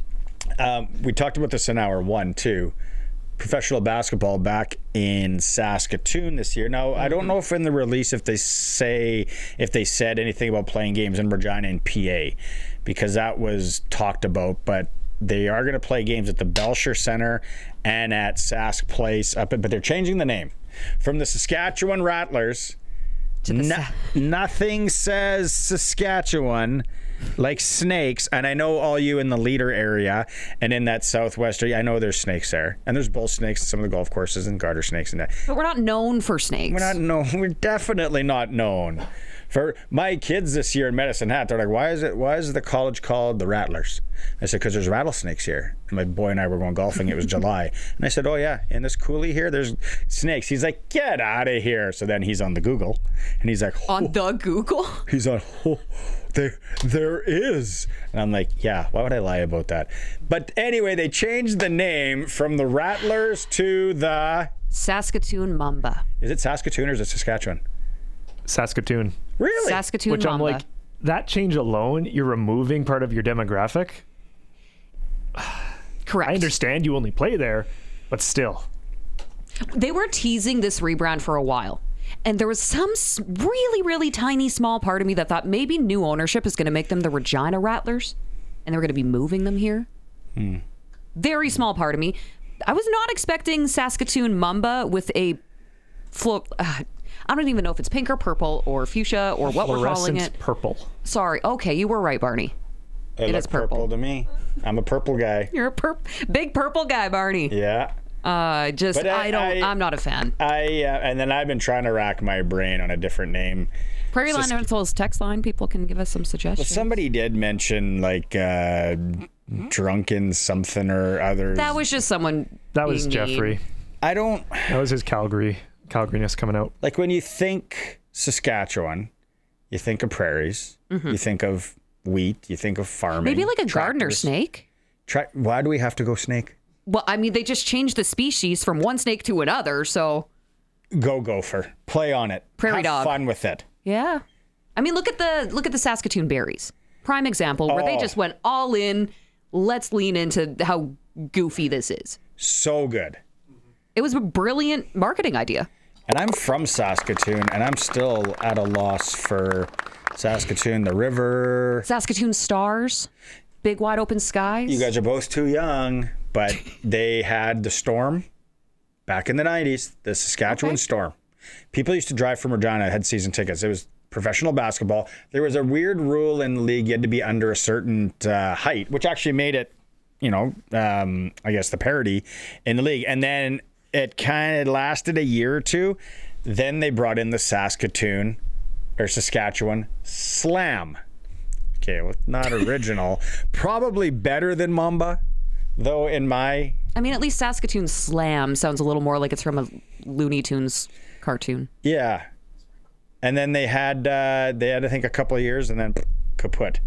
They were gone as well. So, yeah, the Saskatoon Mamba are back. Hey, sprinkle of the day for Sports Select. There are NHL games tonight if you want to get in on the action. The Super Bowl odds haven't changed. Still 5 points for Seattle, and the over-under sitting at 45.5. I was looking at the weather today, and I'm like, and that over-under, I'm like, but then, you can't really judge on how many points have been scored in the other games. But I would go tonight.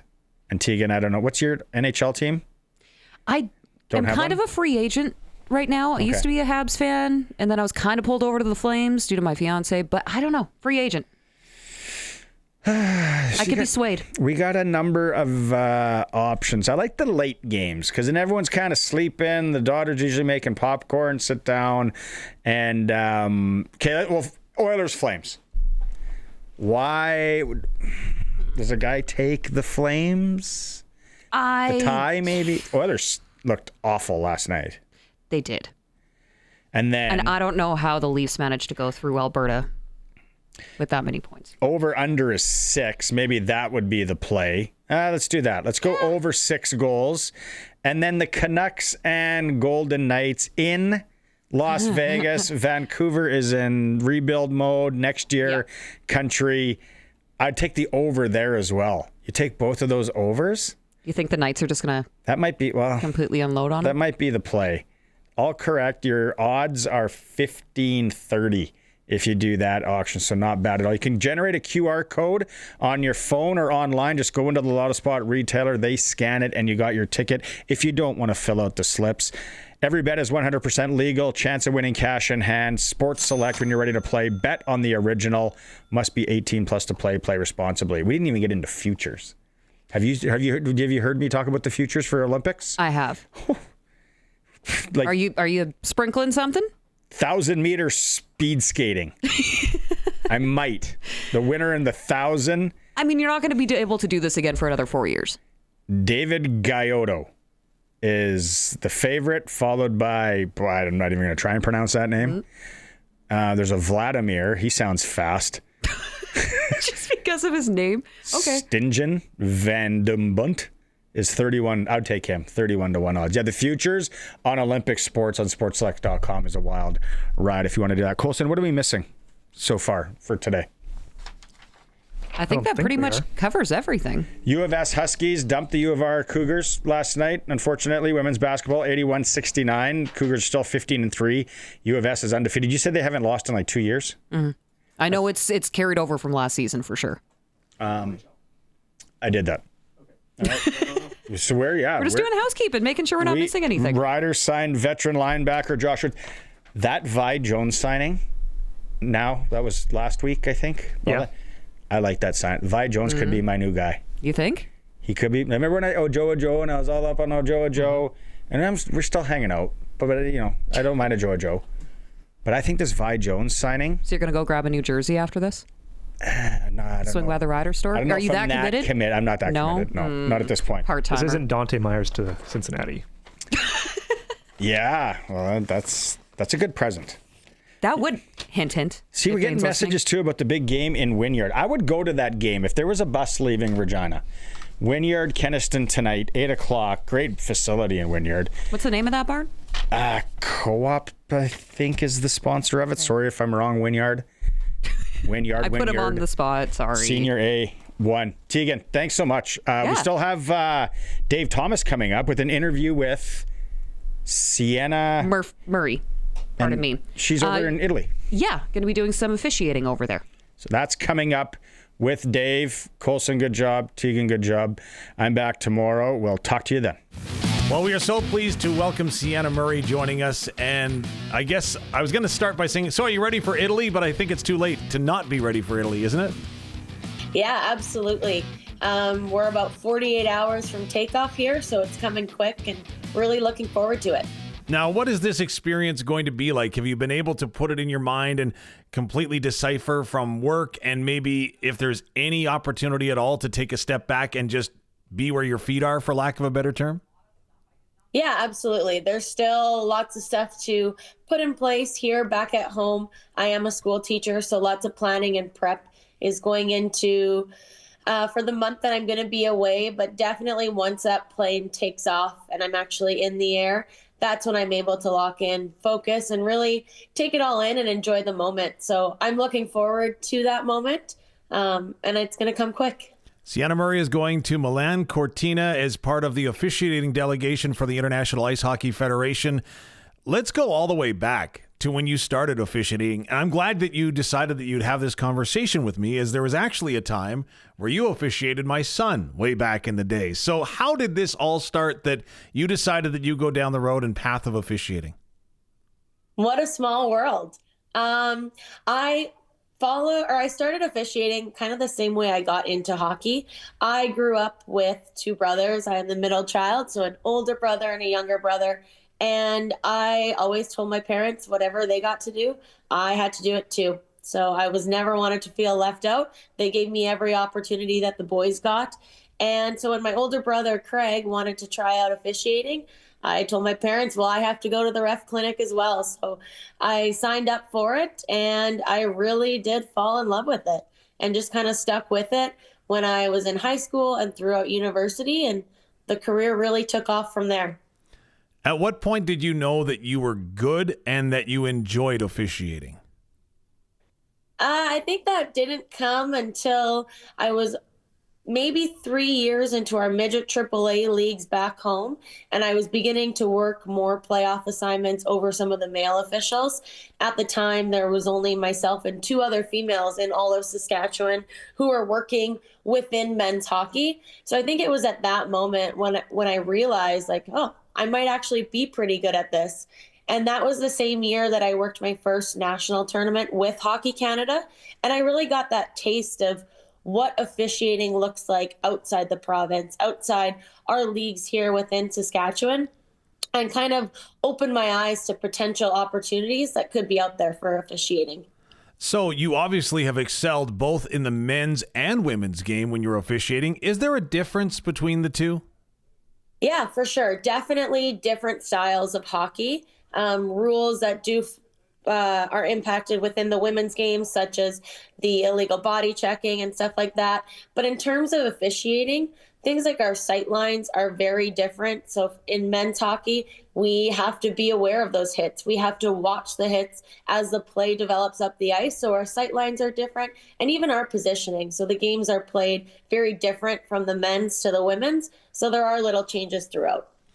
In the men's game, you don't see a lot of officials with long hair. That sticks out right away. And obviously fans, players, coaches, they all know and recognize. Do you feel that you've ever been treated differently because you are a female officiating men's hockey? Yeah, there's definitely been times when maybe somebody who hasn't seen me work before doesn't really know what to expect when I do come out there as a 5'3" female in a men's game where I have to look up to everybody. But it doesn't take long for them to realize, okay, she's out here for that reason. She's more than capable of working at this level. So that perception does change pretty quickly. It's interesting having a conversation with Brad Howard. One of your mentors served as referee-in-chief with the Saskatchewan Junior Hockey League a lot of times. And he would point to the fact that, okay, you know what? Yeah, you're great physically in the fact that you can be where you need to be. You're able to do what you need to do. But he talked about your communication skills and your confidence as being two things that set you apart. When you hear that, do you agree with that? And what does the takeaway for you in hearing that from a mentor? Yeah, I mean, those are two aspects of my game that I have really honed in on in the last 5 years. And that's when I've found I've had the most success as an official. I do pride myself in the ability to listen and to communicate well on the ice. And that builds my confidence. I know that no matter what happens out there on the ice, that I will have the skills to be able to communicate and to de-escalate really any situation that I might see. So to hear Brad talk about that and recognize that, I feel very proud because it's something that I've definitely worked on a lot in the last 5 years. So SJHL, Western Hockey League, now the international game, you've already mentioned how different the games are. How much homework do you have to do before you step on the ice, before officiating a game which could maybe change night to night for you? Yeah, I work currently now in about 6 different leagues. Each league has its own set of rules, its own supplement that goes along with it, its unique rule book. So it is a lot of studying the rules. Of course, hockey has the basic rules that are in every league, but you really need to know, okay, what league am I working tonight? What rule differences does it have? And you need to be on top of those because we're expected to know the rules. And something that I find works really well is for each league I work, I have a little cheat sheet that I review the day before, maybe the morning of, and even when I'm an hour before the game, sitting in the locker room with my crew, we're going to be talking about, okay, for this league, these are the specific rules, just to make sure that no mistakes are made. Cianna Murray is joining us, of course, going to be officiating at the Milano Cortina Olympic Games in ice hockey. When you hear that, what does that Olympic experience, what's it going to look like for you? As I'm assuming there's so much work that goes on behind the scenes for officials that the casual fan has no idea of. Do you know what to expect when it comes to meetings and preparation and review and recall? Yeah, absolutely. I was lucky enough, I worked in the 2022 Olympics in Beijing. So I do know what it's going to look like in terms of, we'll call it a workload. So we will skate only 1 game a day. We might have a standby day where we're a backup official in case anybody gets hurt. We'll have a few days off mixed within the tournament. And we usually don't have group meetings every single day. They might be every 3 to 4 days where we meet as an officiating team with all of the officials and our coaches and do video review, discussions, anything that might come up. But what's going to be the biggest difference this time is we are not going to have to live in a COVID bubble. So it will be that true Olympic experience where we are free to go take in the other sports, go to the athletes' village, really take in that whole experience. And I think that's going to make this one even 10 times more special than the last one. You are paving the way for the next generation of official. You're not that old, so I don't know if you're going to get offended by this or not. But obviously, there are a lot of young females that look up to you, not just as a teacher, but in what you do on the ice as an official. What does that mean to you, and how big of a responsibility is it? That means so much. When I started my career, I had no idea all the places I would be able to travel to and the things that I could achieve. But it wasn't really an easy path to get there. So in the last 5 years, I've kind of made it my personal goal just to, as you say, pave the way, or just to make it easier for that next female who says, hey, I want to go referee in the midget AAA leagues or in the SJHL. And just to make it more visible, be that role model for those little girls to look up to and say, well, she can do it, so I'm going to do it. It is possible. Is there ever a point where you look back and say, wow, I overcame that and was able to achieve this? Yeah, I think anytime that you have success in a league, whether it's a male-dominated league or a female league, just to look back and maybe you worked a playoff round. And I remember, okay, the first game in this league, it felt so hard and I felt so out of my element. But now look at how far I come. So whether that's in the SJHL, in a Western League game, or my first international event to now being at the Olympics, it's cool to take a step back and just reflect on it all, because it's been quite the journey. Absolutely. The journey continued as you're now married to another official and you've had an opportunity to work together. I'm so curious about this dynamic because my wife and we have problems deciding on whether or not we should go to the Italian restaurant or the Mexican restaurant. I couldn't imagine trying to decide whether it was a major penalty or not with my spouse. Yeah, it's funny. We get those comments all the time when we do work together of who has the final say. But honestly, once we got on the ice, we are a really great team. So when you get out there, we both realize we have a job to do. We're there to serve the game. So that truly is our main focus, and we put our egos aside. That being said, it is a lot of fun to work with my husband, Troy. We have a blast together on the ice. And I can say that we do push each other to become even better officials. I know he's been really key in my development as well, working with him. I worked plenty of Western League games with him where he would pick out little things that maybe a supervisor and officials coach might not notice. And he would tell me those. And it could be from the smallest thing that I just change and add to my toolkit to make me an even better official. So really fortunate for that. Where did that approach from? Because if I approach that with my significant other, and for example, a driving tip, that doesn't go well. Yeah, absolutely. But you just got to remember at the end of the day, he's not nitpicking, and maybe there'll be a couple sarcastic remarks and we'll banter back and forth. But at the end of the day, I have learned a lot from him. So I'll keep learning and keep taking it all in. Okay, last two for you. You were in Italy at the Olympics. Is there an event that you would like to try to catch if you can? Yeah, I definitely want to take in the figure skating. I just think it is phenomenal seeing what those athletes can do on the ice. I think back to myself on my hockey skates, and there's no way I could be able to do it. So I find that so fascinating, as well as the curling. I think that would be awesome to take in. So I'm hoping to get to both of those events for sure, if not more. Cianna Marie, we are celebrating women in sport. You definitely are an excellent role model for those that are around you, and you make people better by what you do. If you had a message that you'd want to send to a young, aspiring female, whether she is going into officiating, whether she's chasing a dream in another athletic sport, what would you say? I would say don't be afraid to dream big. Even if your dreams sound a little crazy, anything is possible. Just set your mind to it and keep working hard. Thank you for your time, and enjoy the Olympics. Thank you so much.